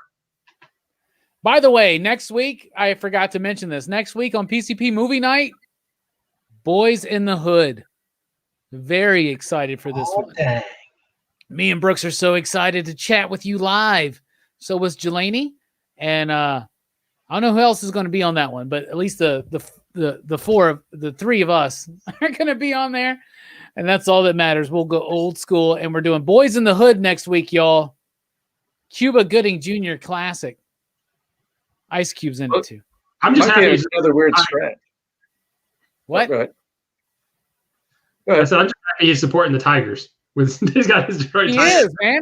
And this, he is. Yeah. Because to be honest, starred the Nintendo Zapper. does it? All right, Yeah, everybody. That brings us to dead air. So that gives us our first opportunity for station identification.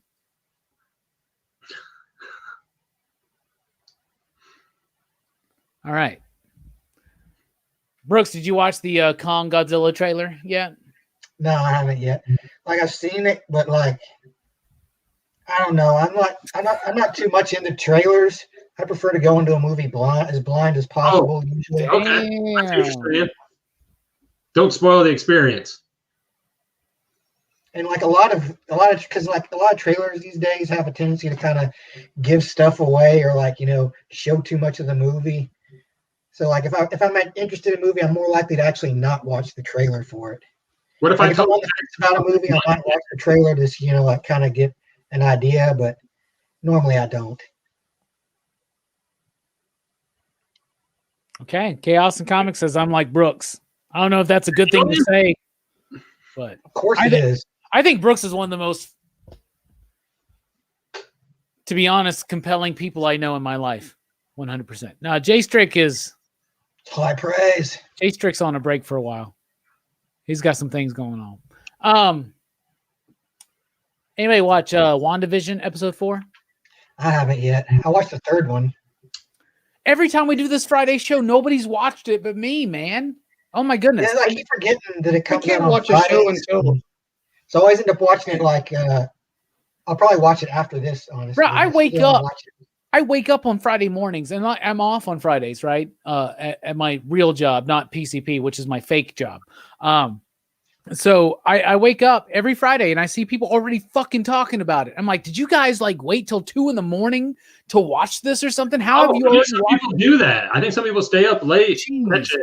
So I watched it Yeah, though, and it's that's fine. great. It's a great episode that a lot of people are liking because people that were like, dude, I don't like this show. I don't understand it. And just like I said, they literally revealed everything in 4. And it's a very cool episode that I think that will bring a lot of people back into the show. So I thought it was good, but stay tuned for more of my spoilerific thoughts on it Sunday night on Rockin' Robbie Live when we do a critical incision on WandaVision. I just thought it was weird that King Kong Godzilla showed up in the episode. It didn't make any sense. I know, but a lot of that has happened because WandaVision has now hit the 70s, right? Oh, So, Yeah. yeah. Yeah, that's right. Baby Godzilla. It's just- I love all 4 episodes too. I talked about episodes 1, 2, and 3 on the last Rockin' Robbie Live with our new segment called A Critical Incision on WandaVision. And don't worry, we got a new segment in the works. It's going to be called, you ready for this?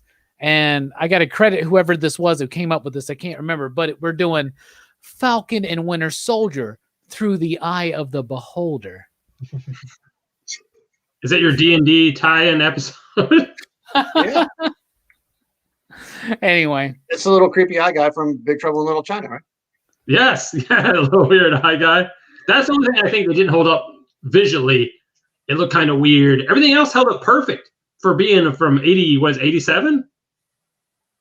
86. It was filmed in 85, released in 86. Okay, it all held up except the eye looked really weird. And they said, the special effects team said that was the hardest part. And they said they only had a $2 million budget. What's crazy is that Carpenter said he didn't like the special effects on the film, and I think they hold up today, bruh. Like what? Almost 40 years, like 35 years later. Yeah, he said they were overwhelmed, and that's why the special effects weren't great. Is he said the team was overwhelmed that they hired. Same team that did Ghostbusters, by the way. Yeah, it is the Ghostbuster team, but the team they hired said we weren't overwhelmed. We had plenty of time. We gave it our very best. So I think Carpenter's making excuses. He was unhappy with it, but I think it holds up. I think the effects are great. Again, the eye part, not 100%. Again, this is how many years ago? 80 years ago, and I'm not good with math. And but that, I mean, the same thing could be said for a lot of films from the 80s. There's certain parts that don't hold up perfect, but for the most part, especially the lightning looks great. Yeah, it does. Raiden, rain or whatever you call him, thunder, lightning. He'll be Raiden to me. Well, so there's the three storms, and I always got the idea that they were like rain, thunder, or like rain, lightning, and wind. No, I don't know. It's rain, lightning, and thunder. Thunder was the big one that blew up, and then lightning obviously is lightning, and rain is the. I thought he was wind because he kept being like, and I thought because he was blowing himself up that he was wind. But yeah, okay, thunder. I mean, that could make sense, but yeah, I thought they were that band Earth, Wind, and Fire from the 70s. Shit. Very similar. Our music careers died. We're gonna do some John Carpenter films. Yeah.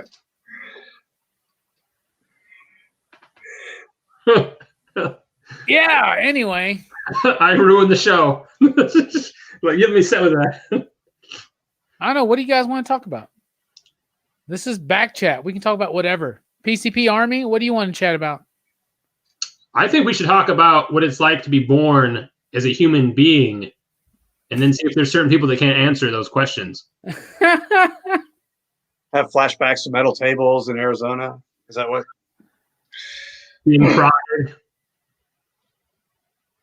Brooks isn't even going to acknowledge it anymore. First time. Where's your dog at, Brooks? Huh? Where's your dog? She's on the couch. Oh. I think she was I was at my parents' house earlier with my niece and nephew, so I think she's kind of tuckered out. So she's just like, fuck it, and just flopped down on the couch. She's watching WandaVision. She's like, I don't understand what's going on. Like, which way? Fucking spoil it. I understand. Yeah. I'll say on that one, my wife's actually liking that one. You know, she's not big into the superhero MCU stuff and everything like that. I did have to, I realized almost through the first episode that she might not have known who those characters were. So I did have to kind of explain it, but she really liked the way it was set up. And I mean, the humor in it's really great. Yeah. You know, that I think to me, those are two of the best actors in the whole, you know, kind of MCU, you know, series, you know.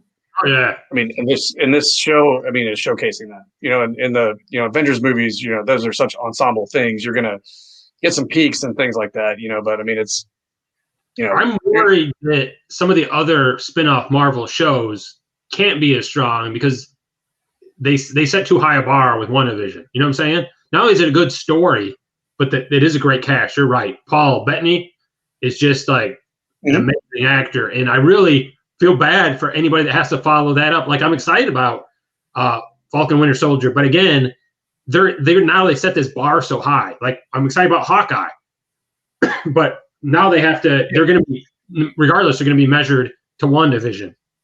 So, I mean, is WandaVision like super popular though? Because like I gotta admit, like I liked it so much, I was worried because usually when I like shows like that, and I like them so much, it's because they're weird, right? Or they're offset, or they're not your typical show, and usually that means they're going to get canceled. Yeah, well, you know, here's the response to that so far is that it seemed like it was kind of evenly split on the first 3 episodes. You had people that hated it and thought it was ridiculous and dumb and didn't understand what was going on. Then you had people that kind of trusted the MCU or had read enough comics that they kind of could see where they were going with this, you know, with Wanda's power set, right? So it was kind of polarized, but it seems like the immediate reaction after episode 4 is a coalesced, this is awesome. Okay.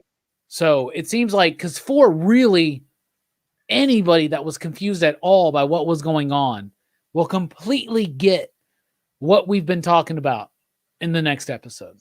Because as much as I like episode 4, what I will say is this: all it did was just lay out what most of us already knew.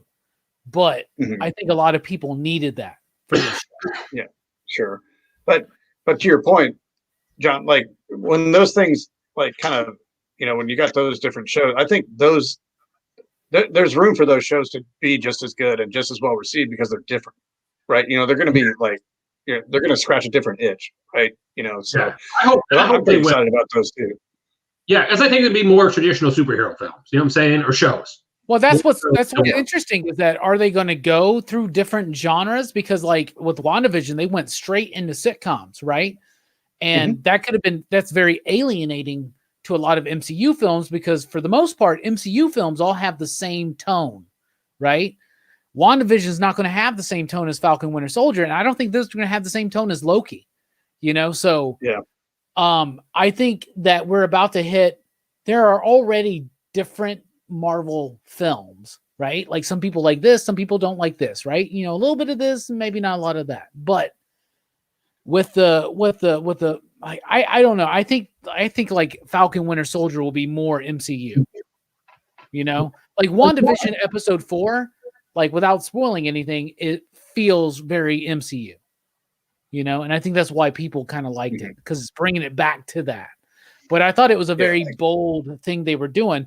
But remember, this was not supposed to be the follow-up to Avengers Endgame. So it's kind of unfortunate that the burden got placed on WandaVision. I don't know what my hair here, I guess like my fear with the Falcon Winter Soldier is that like I like both of those characters and the actors I think are really solid in those and I like the action scenes with Winter Soldier and like Civil War and some of those others, man, just so cool, so good, and everything like that. But I don't like shows that. Have you seen Uncle Frank yet with Paul Bettany on Amazon? You should watch that. It just came out. Like an ad for that. That's the one where he's like, it's about like a couple, and one of them has like Alzheimer's. No, I think it's something else. No. So it takes place in like the late 60s, early 70s. Oh, it's the uncle. He's the uncle, right? The uncle. He's gay, and his niece is a student at the college he works at, and they take a road trip to go to a funeral. And she doesn't know he's gay, and it's everything that transpires because obviously there was a lot of homophobia and stuff in that era. And it's a beautiful film. It's very sad, and I just didn't realize I like Paul Bettany. I think he's a great actor. I'm not knocking other people because I love the Winter Soldier is my favorite character in the MCU. But I just didn't realize how great he was until I saw this film. It's definitely a tearjerker, but it shows just how phenomenal an actor he is. And WandaVision proves that, I think, but it's an amazing film. So if you have Amazon Prime, definitely it's worth watching. Yeah, let's check that out. Yeah, the movie I was thinking of it has Ben Kingsley. The other movie had Ben Kingsley and somebody else in it. That's Iron Man 3. Actor. I don't know what it's called. It's Iron Man 3. Oh. Every time it gets confused, it's always Iron Man 3 with this guy.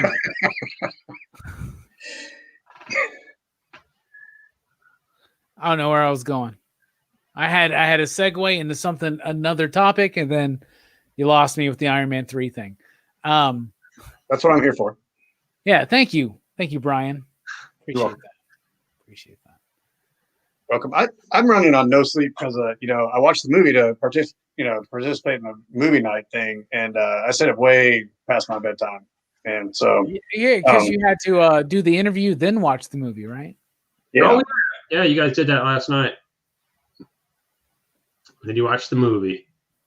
When's the last time you saw it? It's been a while, right? I know. I'm sure I'd seen it in the past decade, but yeah, it had been a long time because, like, I remembered several lines and things like that. But yeah, I used to be able to recite that movie like no problem, right, at all times. But yeah, it was. There were definitely things I forgot. There was that and Goonies and Gremlins. I think Back to the Future. There was like 5 movies that were constant rotation at our house that we always watched. That we had on VHS, and that was one of them. Yeah, for sure. Not to be confused with. We didn't own Goonies. We would rent Goonies. My mom went to the store and she's like, "I got that movie you guys love," but she rented Ghoulies. Ghoulies. Dude, I was like 8 years old watching Ghoulies. Not the same film. That's an easy mistake to make. Ghoulies and I Goonies. think Ghoulies is such an amazing film. I like Ghoulies, but when you're a little kid, it was traumatizing. Yeah, So I was watched it as a little kid, dude. RoboCop. I was a little kid when RoboCop, and that scene where they shoot him, dude, that was traumatizing. But my dad wasn't me watching whatever he wanted to watch. So after watching Ghoulies, I didn't go to the fucking bathroom for like 2 days. I didn't shit for 2 days, man. Just seeing the VHS cover, I wouldn't shit for 2 days. Let me be honest with you guys. Can I be really super honest with y'all? Brian, are you about to leave? Is that what you're saying? That you're tired? No. Okay. No. That's not what I was saying. But I don't like honesty, so I mean, be careful. Here's something crazy. So I used to go to church camp, right? And it was a week-long thing, and it was my favorite time of the year. And it's basically a way to escape your problems and just live in a very simple society for a week, right? But it was a really fun experience, and I loved it, right? Being in nature, trying to be spiritual, and trying to the combination of being spiritual and being in nature is kind of really, I think, profound, right? So the first time I ever went to church camp, for some reason, I didn't shit the entire week. Honestly, I did not shit the entire week. And this is the only time I've ever went I went 7 days, and I think I was a nervousness. I didn't want to do it or something, but anybody else ever had an entire week where they just didn't shit? Apparently I'm okay. I'm still here. I couldn't go at camp. So I was in 5th grade. That we're going to do a camp for the 5th graders. And we can go to this camp. You can stay at the camp. And at that time, I didn't really sleep over except my friend Brian's house, which is just down the street. So I was going to go to camp, and I was like, it's going to be okay. My favorite teacher is going to be in charge of us. Well, he ended up bailing because he had some family issues. So I'm like, okay, it'll still be okay. We get to the camp, and I don't remember the name of the camp. It was it was some generic camp name, but the lake it was on was Crystal Lake. Automatically, I was traumatized. It wasn't called Camp Crystal Lake. It was called something else. But I was deathly I'm going to sleep here. I'm going to be fucking murdered, And I don't remember going the entire time. I couldn't go. I just couldn't go there because I was so afraid of being murdered in in these outhouses or whatever. So I feel you there, Camp Crystal Lake. What the fuck? Brooks, you ever gone a week with not shitting? What a weird. This is possible. When I was a kid, I didn't really pay much attention. I didn't keep track of my. Who does? Somebody got a journal of how many times you dropped the deuce? But I do have a thing especially when I'm away from home, or especially if I'm out camping or something like that, or I just can't do it. Even if I feel like I need to, my body just won't do it until I get back home.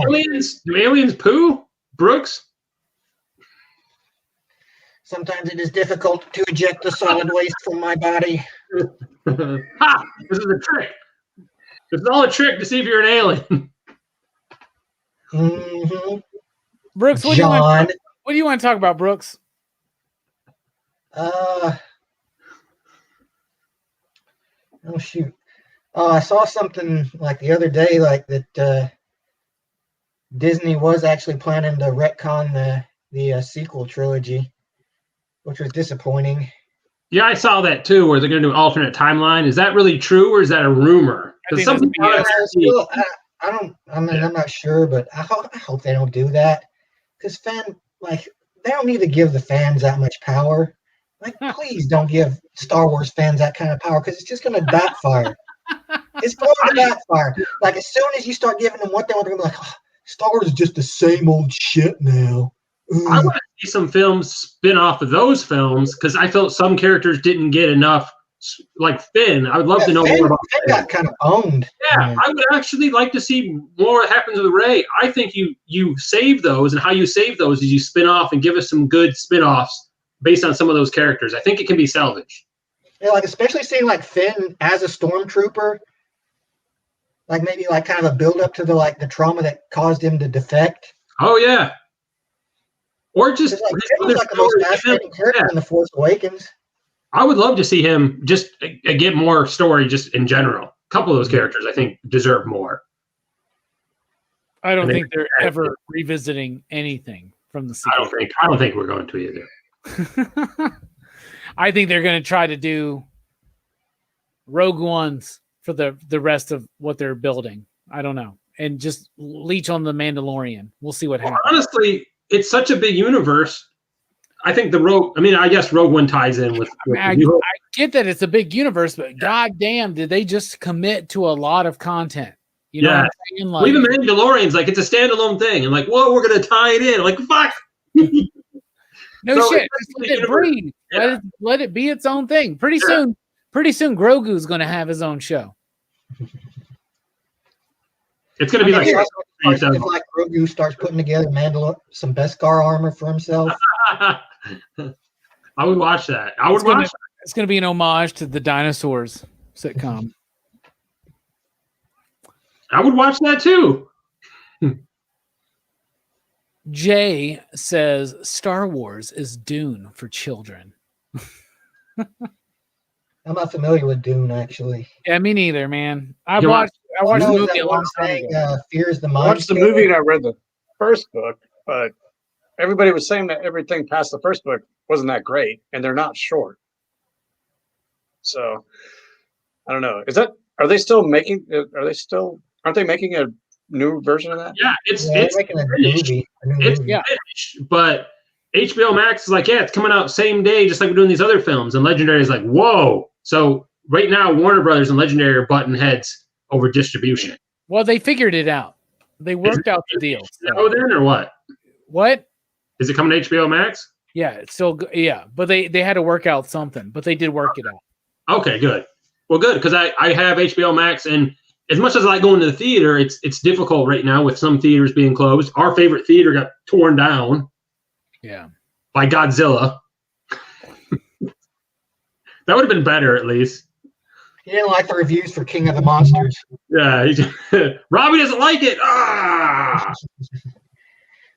How do you like your theater, Robbie? Yeah, suck it. Yeah, the sad thing is I have to drive by it almost every day, and it's still partially standing. And so I'm watching the slow destruction. Let's crawl over the fence. I'll bring a projector. Let's go watch a movie. I was like, can I just like crawl up in there and steal some shit? Like, wouldn't it be cool to have one of them giant like actors, like the big like John Wayne or the dude on the moon or something? I want a popcorn machine. I want one of those new Sony projectors. Yeah, the entire concession area is gone now. We should like crawl up in there one night though and see what we can find. Yeah, give me some reels. Give me some momentum. Through the bones of our. We'll have to hop a fence. John will cut himself. Remind him when we snuck into that Collective Soul show. We snuck in. John fucking cut himself trying to get through the fence. And then there was another fence we had to pay. Yeah. There's two fences. We thought we were being slick, man. Yeah, I cut both my palms, man. They were bleeding so bad. And then we had to pay anyway. I'm like, oh, okay. Crime doesn't pay. They were good lives, though. But we didn't have to pay for parking. Yeah, that's true. But we didn't have to. We would have to anyway. We didn't have to pay for parking. It was a good show. They're good live. Yeah, I've seen them a few times, actually. All right. So what's up? You guys, just asking. Brian, John, do you have anything for show and tell tonight? I have a little something. Brian, do you? I can show some stuff. Or like I went and grabbed something to show off that I think John's gonna like. Nice. It's those sheets. Show it now, or? Those Wi-Fi. No, not now, Brian. Not now. Okay. Soonish, but not now. Because right now it's time for. What do you want us to talk about, PCP Army? First question we answer. Throw it out there. Oh, by the way, while we're waiting, new Weezer album came out today, and it's really good. So good. Or is it this? It's this. That's actually Wings, which is Paul McCartney's band. And this is Weezer. What's this one? Did you know that Weezer is actually the band most favored by aliens? I can see not know that. The new album's called OK Human, and it's got an alien listening to music on the cover. So I feel that. And I think that's a spin on OK Android, which is a Radiohead album, I assume. Oh. Or is it a song? Is it an album or is it a song? I can't remember now. OK Computer is their OK Computer. What's OK It's like Android? their Sgt. Pepper's. You're being embarrassing, John. I couldn't remember what it was. Yeah. It's good to see Hammer Time Well, Horseshoe in the house, says Robbie. Actually, I think that's predictive text, but that's hilarious. We're going to start calling them Hammer Time Horseshoe. I used to get that. My old football coach called me Horseshoe, and this other kid called me Half Moccasin, and he thought it was the funniest fucking thing. Took a whole shoe, you're half a moccasin. I'm like, okay. All right. I don't know if everybody read the High Republic. I thought the first issue was okay. Anybody else read the High Republic? Isn't that Star Wars thing with Jay and Silent Bob? Yes. Where they get stoned and fight the Jedi? Why did the Red Mother choose Daisy? There was something about the trauma and the connection with the eye, I'm sure, but I'd have to reread to really get into that. So I need to read that one. Red Mother, it's good, man. Yeah. Yeah. On that whole Star Wars thing, I was a huge fan as a kid. You know, I actually saw the first movie in the theater, terrified me. Seeing Uncle Owen and Aunt Beru burning skeleton in the desert, 5 years old. But honestly, like, and I'm not like, you know, the irate fans of the sequel trilogy. I didn't really have huge problems with them or anything like that. I think I've just got some fatigue. I don't get excited about the comics. I don't, you know, and I love The Mandalorian. Every episode I have a blast. I love the score. Got super excited at the end, you know, and I'll watch some of that stuff. But yeah, it's like, I don't know. It's hard to stay on top of all that stuff. Do you think they'll ever introduce Wonder Man into the MCU? Eventually. Maybe it's 5-10 years from now, but eventually they're going to hit a point where they're just like, what do we have left? And they're like Darkhawk, Wonder Man, Night Thrasher. They'll just throw it all together. See what they do. That's what I think. You just want Night Thrasher. You just want to bring up Night Thrasher. Well, bring Night Thrasher now, man. I want a Night Thrasher. I want New Warriors. I think that would be such a great show, man. I'll watch Night Thrasher, but I want it to be played by the dad from what's his name? He was the cop in Die Hard. He was the dad. Carl Winslow. That's yeah, Reginald. What's his name? Yeah, as long as he's Night Thrasher, I'm in. Jesus, that's terrible. Here's a question. Then one question before we get to show and tell. What MCU character would you like to see that you hasn't been introduced yet? You got one, Horseshoe? Hasn't been introduced yet. Man, I'm trying to think here. Come back to me. Give me a second. What about you, Brooks? Shoot, yeah, they've actually covered most of the ones that I'd like to see. Like, I could probably think of a few X-Men, but hell, even then, like, they've covered a lot of those guys. Do you think they've already covered everything? Because, for instance, we don't have Night Thrasher yet. They haven't given us Maggot yet. Maggot. Yeah. That's what we need now. The world needs Maggot. Stefan says, I want Sunspot or Marrow. Well, they I love a Kid Omega, man. X3. Look at Brian. He said Kid Omega. I honestly would like, I know he was in Agents of S.H.I.E.L.D., but I would like a more theatrical version of Ghost Rider, not the shitty movies. Maybe like a Johnny Blaze version. Yeah, I want a really badass. Rumors are saying Keanu Reeves. Would you buy that ticket, John? Keanu Reeves as a Ghost Rider? I mean, as long as 90% of it, he's you know what I'm saying? He's heads of flame, the skull. You know what I'm saying? That's if they get a known actor, he's going to be 90% his face. Yeah. What about the guy that played Carl Winslow? What if we get? Oh my goodness, Brian, do you got an MCU character you'd like to see introduced that hasn't been already? Well, yeah, if it was X-Men, I'd I'm a big Kid Omega fan. But it's hard to say because like I don't know if anything for MCU. I feel like there's never really been too many fleshed out villains that like really had I don't know. I felt some investment in. Because they did a lot exploring Thanos and everything like that, and the best one. Yeah, I totally agree. Love Phantom X too. That would be awesome. But yeah, the Kingpin and the Daredevil Netflix series to me was the best. As far as loyal to the comic. What I got from that character in the comics and a lot of different things, and the acting was phenomenal for that. But that's just I don't know. I'm having trouble thinking of villains. I know they had a Doctor Doom in that one Fantastic Four movie, but come on, man, that was just. Well, that's one that belongs in the MCU is Doom. Doom belongs in the MCU and do him well. And there's your chance to like really flesh out this villain because this is not a villain you want to kill in his first movie. Yeah, badass, man. And if they did him right, it could really set up the MCU. In fact, I tell you this, man, put Doom in the Fantastic Four movie. He's got to be introduced in the Fantastic Four movie. If Doom is not introduced in the Fantastic Four movie, I think that's a fucking travesty, okay? He's so ingrained with his hatred of Reed and everything that the Four represents, right? But here's the thing. I think there needs to be an element of Doom having a victory in that first Fantastic Four movie. Yeah. You get what I'm saying? Like, what if there is a Fantastic Four movie where they save the Earth, but they don't stop Doom? You know what I'm saying? Like, that's really cool. In the big MCU. They have to not stop Doom. And just them even stopping Doom is part of fucking Doom's plan. Build him up, Because what comes after Thanos? Like, what's bigger than Thanos? How about Doom? And how about that leading into Galactus? Yes, Galactus. Yeah, I was going to say.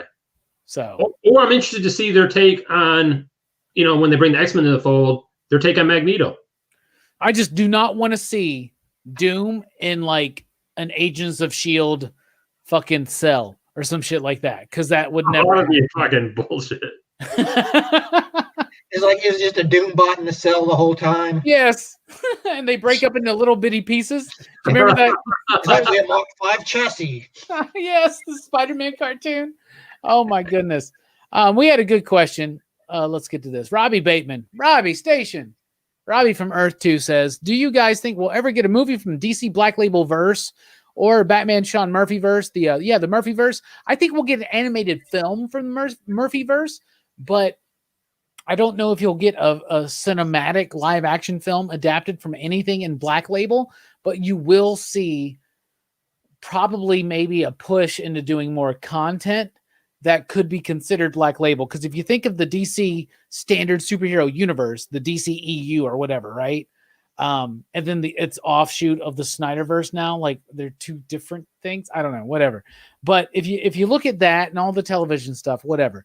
But the Joker movie, the Joaquin Phoenix, kind of is like it's the film's version of a DC Black Label book. I think you may see more of that, and I think that's what they're doing with the new Batman film, and then having other Batmans and other films and this and that. Any thoughts, y'all?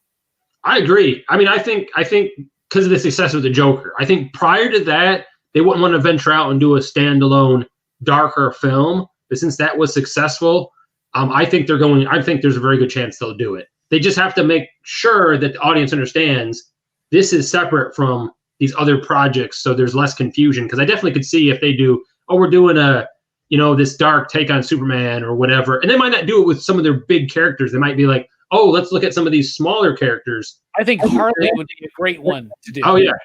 So I don't know. I think the Joker opened the door for that. If that wasn't successful, then you wouldn't have seen that. But I think Warner Brothers is like, money. We like money. Yeah. Right. That's what you think. Oh, Brian, go ahead. Oh no, go ahead, Brooks.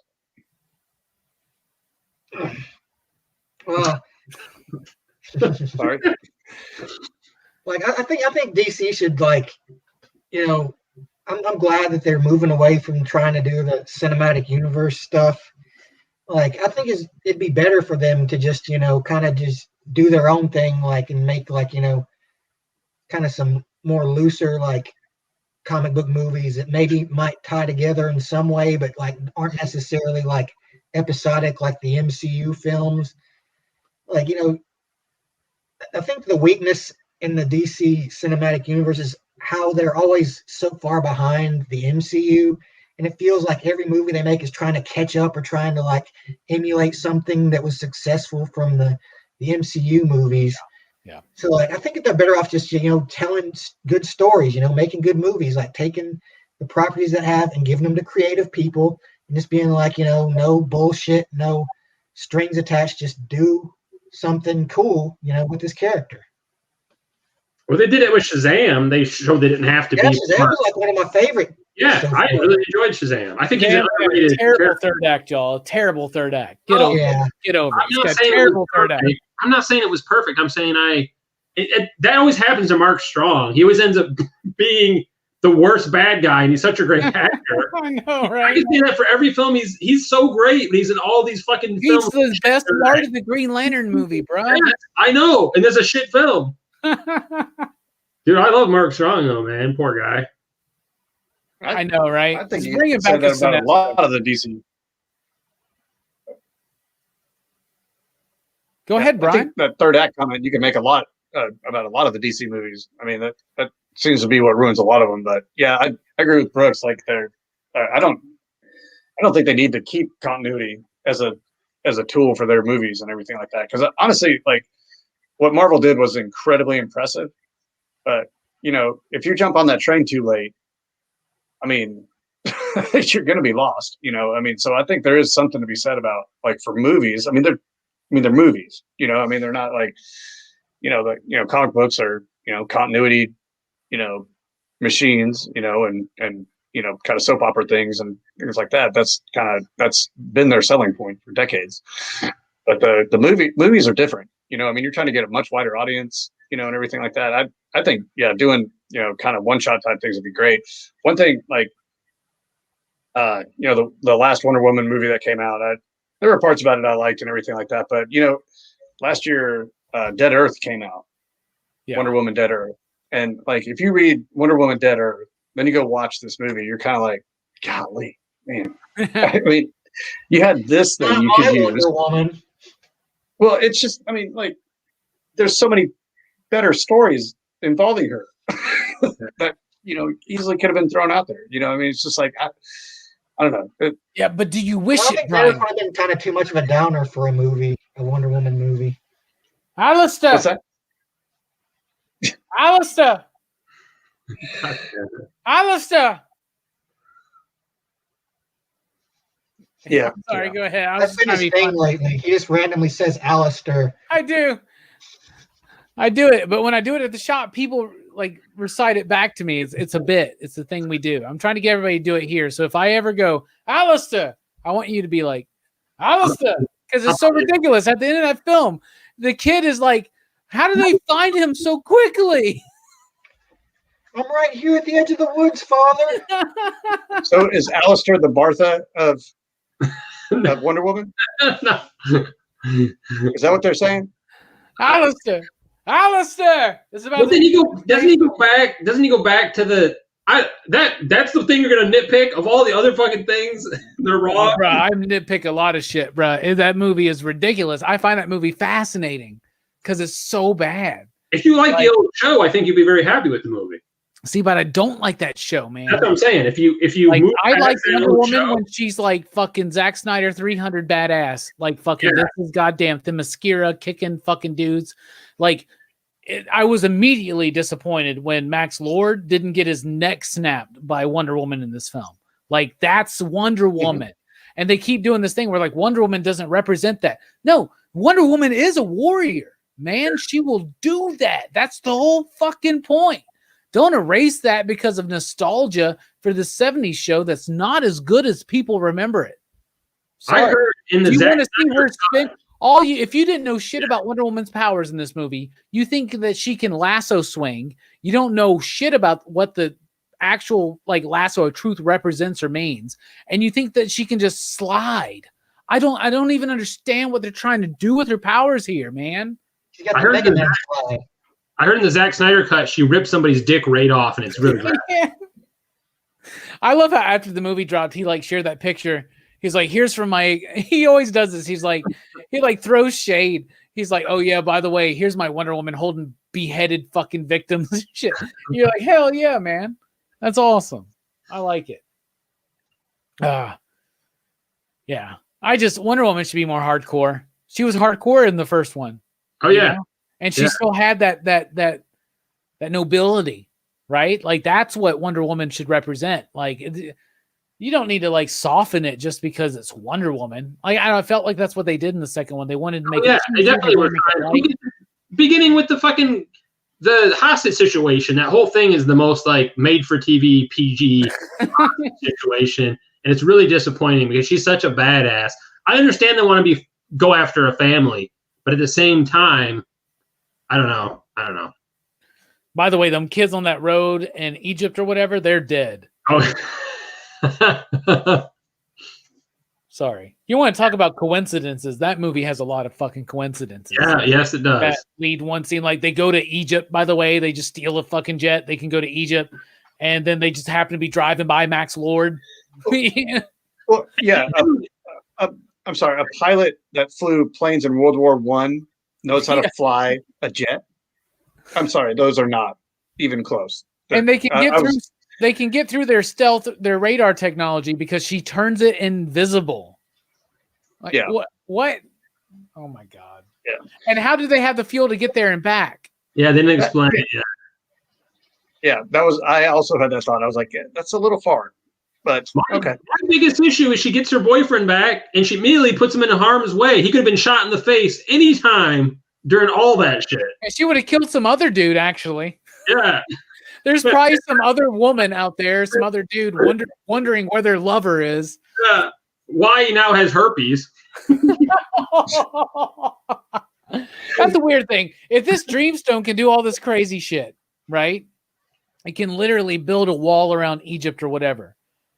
And it has to put Steve in the body of a 80s dude, like an extra in Wall Street. Why? Like that makes no sense to me. Then it had that Hallmark ending with where she meets him, at Christmas time, and you're like, what the fuck is this, man?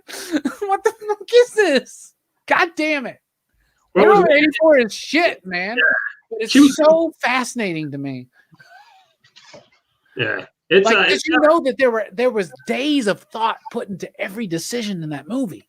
That is fascinating to me. That so many people can get together collectively and spend so long and make so many bad decisions. Every decision made in that movie is bad, bro. Every single one. When Max Lord gets the Dreamstone, I'm thinking, okay, he's about to wish to be able to control people. No, I wish to be you, the Dreamstone. What? Who would do that? That makes no sense whatsoever. He has to go an ass backwards way now to get anything he wants. I don't know. It's so stupid. Do you only get one wish with the Dreamstone? You got more than you only get the one, right? Said it was just one, yeah. You only get the one, so unlimited wishes. Can you do that? I wish. Are you Jafar? I wish to be an all-powerful genie. I wish to be you, the Dreamstone. That is what he did. I like that meme I shared in the PCP Army where then he literally becomes just the Dreamstone. And he's like, his face is imposed on the stone and he just looks confused, and it's like directed by Patty Jenkins. That should have been the end of the film. That made, as soon as he made that wish, I was like, I am done with this movie. I was like, this seems ridiculous. Like, what? I don't understand, but. Well, I got maybe a side question, but are they still making that New Gods movie? And I guess is it supposed to be part of the DCU? Development hell, and maybe not.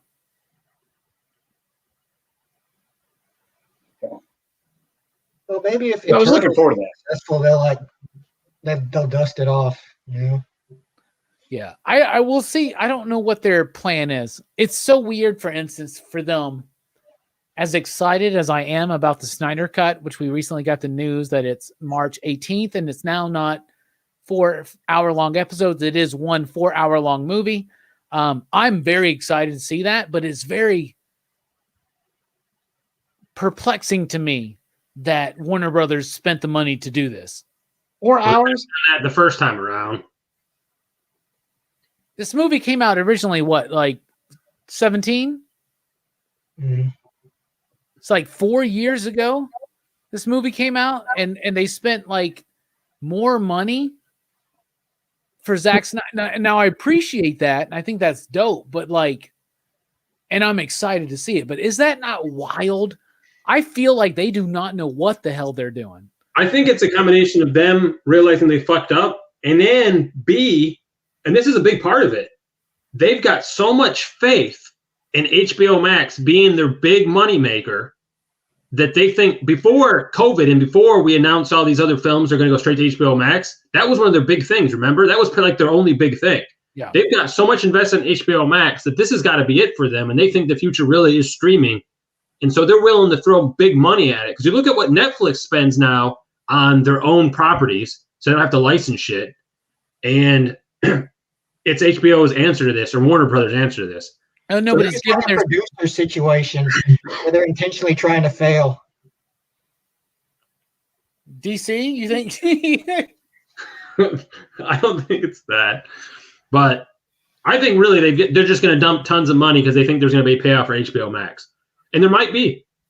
I guess I'm sure somebody one day did so many like, hey, yo, this is how many hashtags the Snyder Cut we've had in the last few months. Maybe this could be a viable thing. It's so perplexing. Like, I just don't even understand.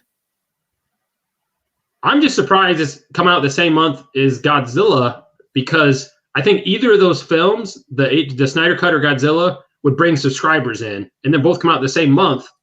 What their plan from this point forward is there's something new every week, right? Like that's their plan now, because they didn't have that when they launched. When they launched, all they had was promise.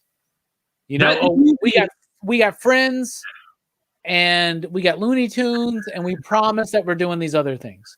That new movie with Jared Leto and Denzel Washington came out today on HBO Max. I hear it's really good. What is it? What's his name? Rami. Yeah, Mr. Robot, Dr. Roboto. Mr. Roboto. What's his name? Ram, ding-a-long, ding. I don't know his name. What's his name? What are you talking about? Magic or something like that? Yeah, from Mr. Robot. Yeah, and he's in the new Bond film. Yeah, and he was in the Queen film. Yeah, he was in Bohemian Rhapsody or whatever. I don't know how to pronounce his name. Ram something. Great actor. I actually like him, so I feel bad. I hear it's good. I'm excited to check it out. I had to watch a lot of Stuart Gordon movies this year, though. Yeah. The Little Things. Little Things, yeah. Rami Malek. There you go. And Zahak said it was bad. We'll see. Somebody said, is that true that the guy from Tenet, his dad's Denzel? Is that true? Yeah. John David Washington? Yeah. I didn't know that was his dad. Yeah. Great actor. I think he should take over the role of Black Panther eventually. He's a great actor. I guess he's in other stuff that I haven't seen because I looked him up, and he's been in a lot of stuff. But the first thing I've seen him in. Yeah, and he was amazing in it. And I look forward to something else I saw him coming up that he's going to be in that looked good. And I can't remember what it was now. But I like him. So you like Tenet? I like Tenet, yeah. I thought it was visually, it's not as exciting as Inception. You know what I'm saying? But Inception's got it going in a completely different direction. And the visuals work for this film because it's still got some cool visuals. I did call that one scene where they run into some people, and I'm like, is that? So there's some parts I predicted only because I saw the trailer and I kind of knew the concept. Had I not seen the trailer, I think I would be more surprised by stuff. And that goes to lead you to the beginning thing and the guy in the big. Anyway, I think it's a really cool concept. I just don't think it's my favorite film of his still is Memento. I don't get a lot of shit for that. No, it's a great film. It's a great film. Yeah, it was a great one, yeah. But I like Nolan, and I enjoyed the film, and it was My favorite might be Interstellar, but Memento is, I think, one of the most clever films he's done. I like Interstellar. I like Inception. I like his Batman films. The Dark Knight's my favorite of those. I mean, I think he's a good director, and I think he's definitely one of those directors that he doesn't put – he's got a great style, and visually he's brought some amazing stuff, but he never puts that over the story, which is great. which is the exact opposite of Zack Snyder. All right. Speaking of shade, because that's what you're throwing around, it's time for show and tell. Show and tell. Brian, you're up. Show us what you've got. Okay. Well, recently discovered an artist that is super good, and he's part of the Friday night Twitch stream on Suli's channel. His name's Adam Gorham. He's been around for a couple years, but he recently did this on a stream. There's a Godzilla drawing there. It's a lot of glare on that, and I keep going in the wrong direction. But anyway, just angle. Yeah, but he was selling those, and I don't know. You actually get to watch him like put a lot of this stuff together, and he uses airbrushing a lot and everything like that. And he's recently is pretty obsessed with Godzilla, so I don't know. I'd give him a follow, but. And then this is I can't remember the numbers, but this is from Godzilla in Hell, and it's where him and King Ghidorah they're actually breaking through the wall and everything like that. That's original art. So that's by Ibrahim Mustafa. That's amazing art. Who will be interviewing in March? Is that right? I think that's correct. That's awesome. I love the litho. Now that is a lithograph, right? Can you still order those, or is that gone? No, that's original. You can order it from. Oh, no, the one that he brought up the first time. Oh yeah. Yeah, you can. He has. It's Adam Gorham. He's got a big cartel site, and he should still have them up there. Okay, I have to check that out. I ordered a print that I haven't got in yet. That's going in my office. It's of Shin Godzilla, but because the only reason is the print was the color scheme of what I'm going for in my office. Oh, nice. I mean, I wanted something Godzilla or something kaiju. I wanted something. There's not a lot of cool Gamera stuff available. You know what I'm saying? It doesn't have the same market. I'd love some cool prints of Gamera, but I guess I'm one of the few. Yeah, well, that's cool. Okay.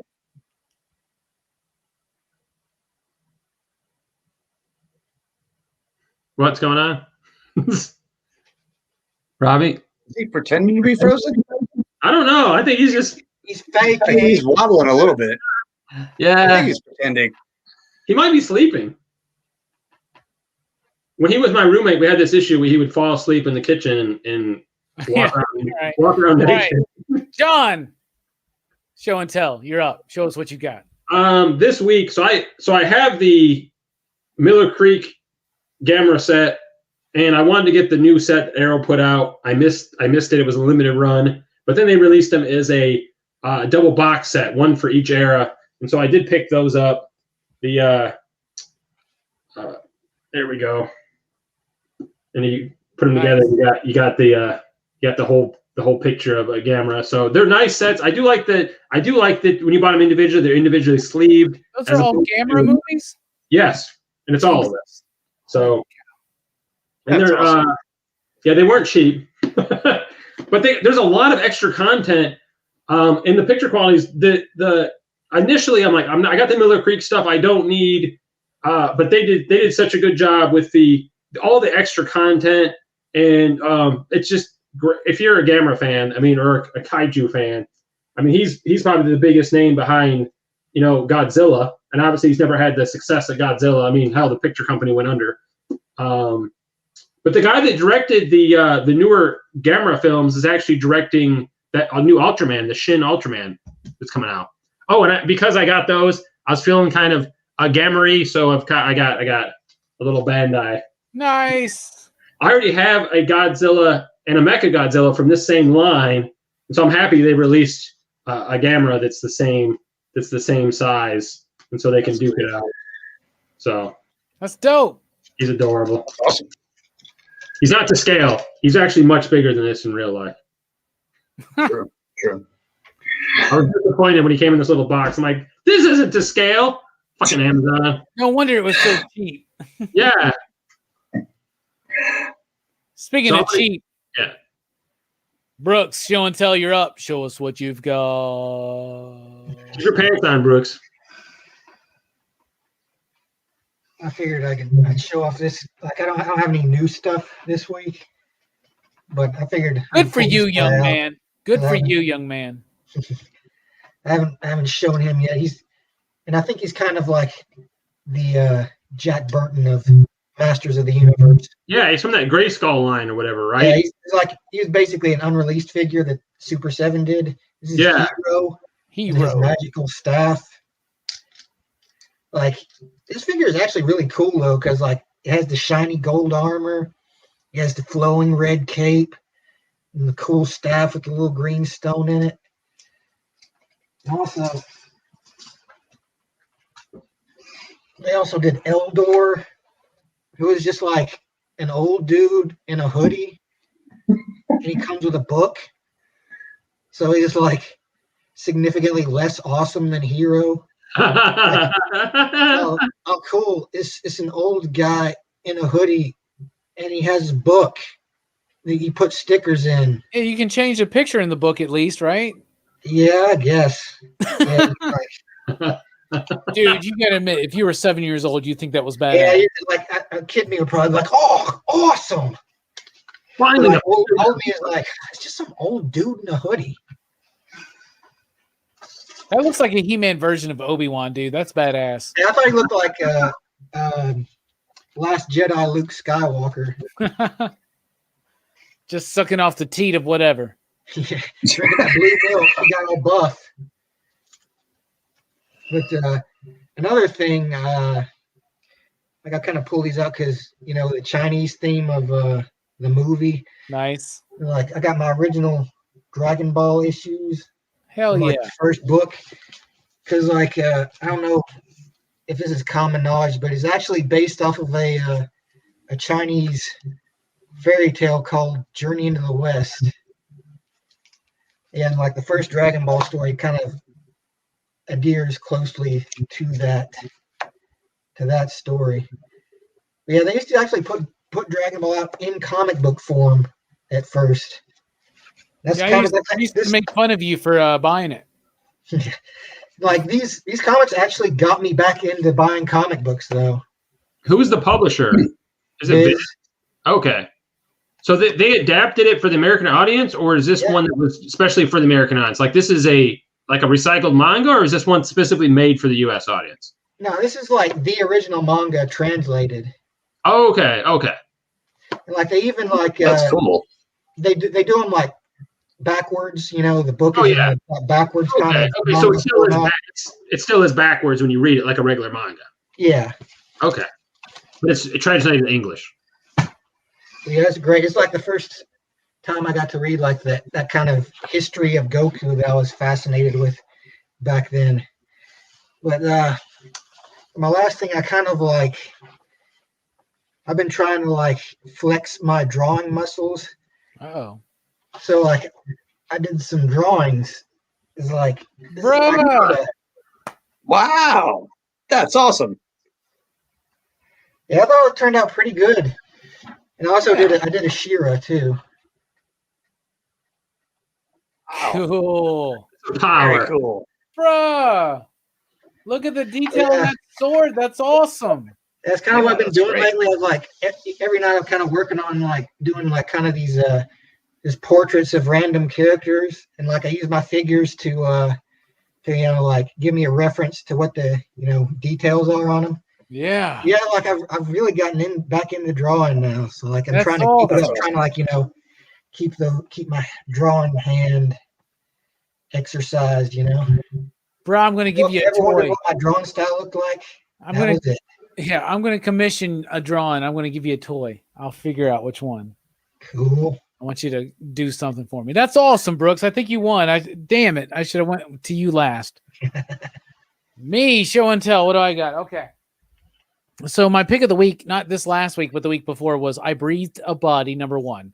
And I got the Brett Hess exclusive Hive Comics variant. Only 300 of these are made.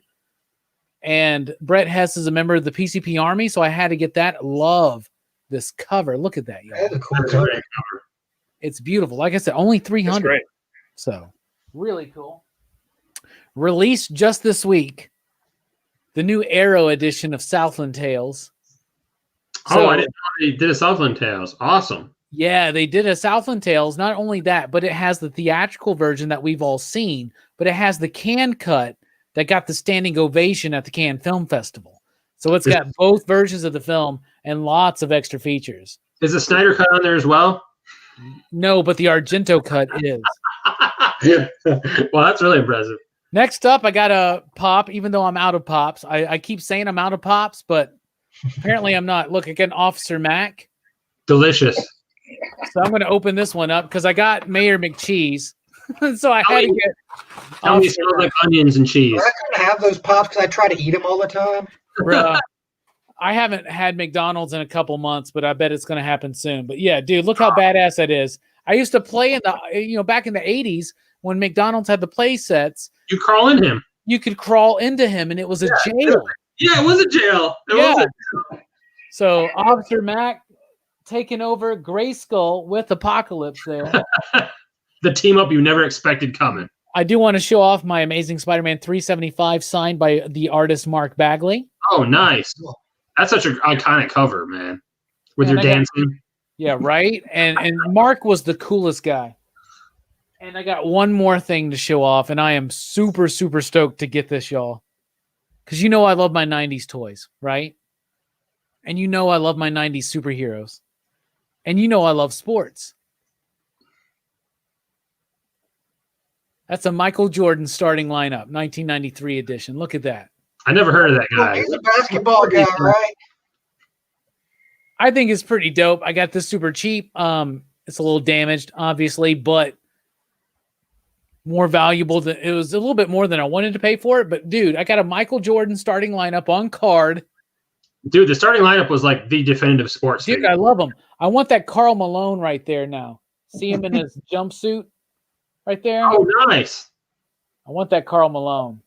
So I love these things. I got some Yankees ones and I got some Cowboys ones. I want to get some Laker ones, but this came into the shop and I had to get it. So I got a Michael Jordan starting lineup. So that was my show and tell. That's nice, man. Space Jam, Michael Jordan. There was like a Space Jam set, like where, really?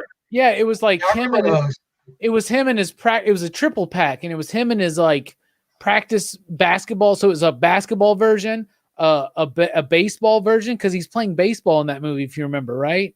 Yeah. And then a golf version. So I would like to get that triple pack again. Actually. Is it Michael Jordan, famous for his golf game. Yeah, and his baseball game. Dude, Stefan and Fable want you to do Ghost Thrasher. You get the idea of Ghost Thrasher, right? Well, it's Night Thrasher, but Ghost Rider, right? Yeah, what if Night Thrasher became Ghost Rider? No motorcycle. So like the skateboard would have fire wheels, and yes, like his batons would have fire at the end of them. Yeah, and he would have fucking chains and shit. Yeah. I'll show you the art, because Fable already kind of came up with a great idea and sent it to me. I'll show you the art that Fable came up with. Yeah, dude, you should do Ghost Thrasher. We're gonna make that shit happen. Didn't you post that on PCP Army or something? I think I saw something. Yeah. It's a great concept. It's a great concept. What if the Punisher became Ghost Rider and then he was in space? They already did that. Oh, they did exactly that. It sounds like I just made that shit up, but they did exactly that. It actually looks pretty badass. I'll give you that. All right. Well, we're out of here. Thank you so much for joining us tonight for our chat on Big Trouble in Little China and everything afterwards. And, of course, show and tell. We are dipping out. Final thoughts, Hammer Time? I got nothing. All this talk about low pan makes me hungry for some Chinese food. So I'm gonna go get some egg rolls. I got some egg rolls in the freezer. So I'm not even kidding. I want it too, but it's because so many scenes are set in the restaurant and they're eating. If you go to the restaurant, it does make you hungry. Yeah. What about you, Brooks? Final thoughts? No, not really. All right. What about you, Brian? Thanks for having me. Oh, good. All in the reflexes. My final thought is station. Station. Y'all have a good one. Thank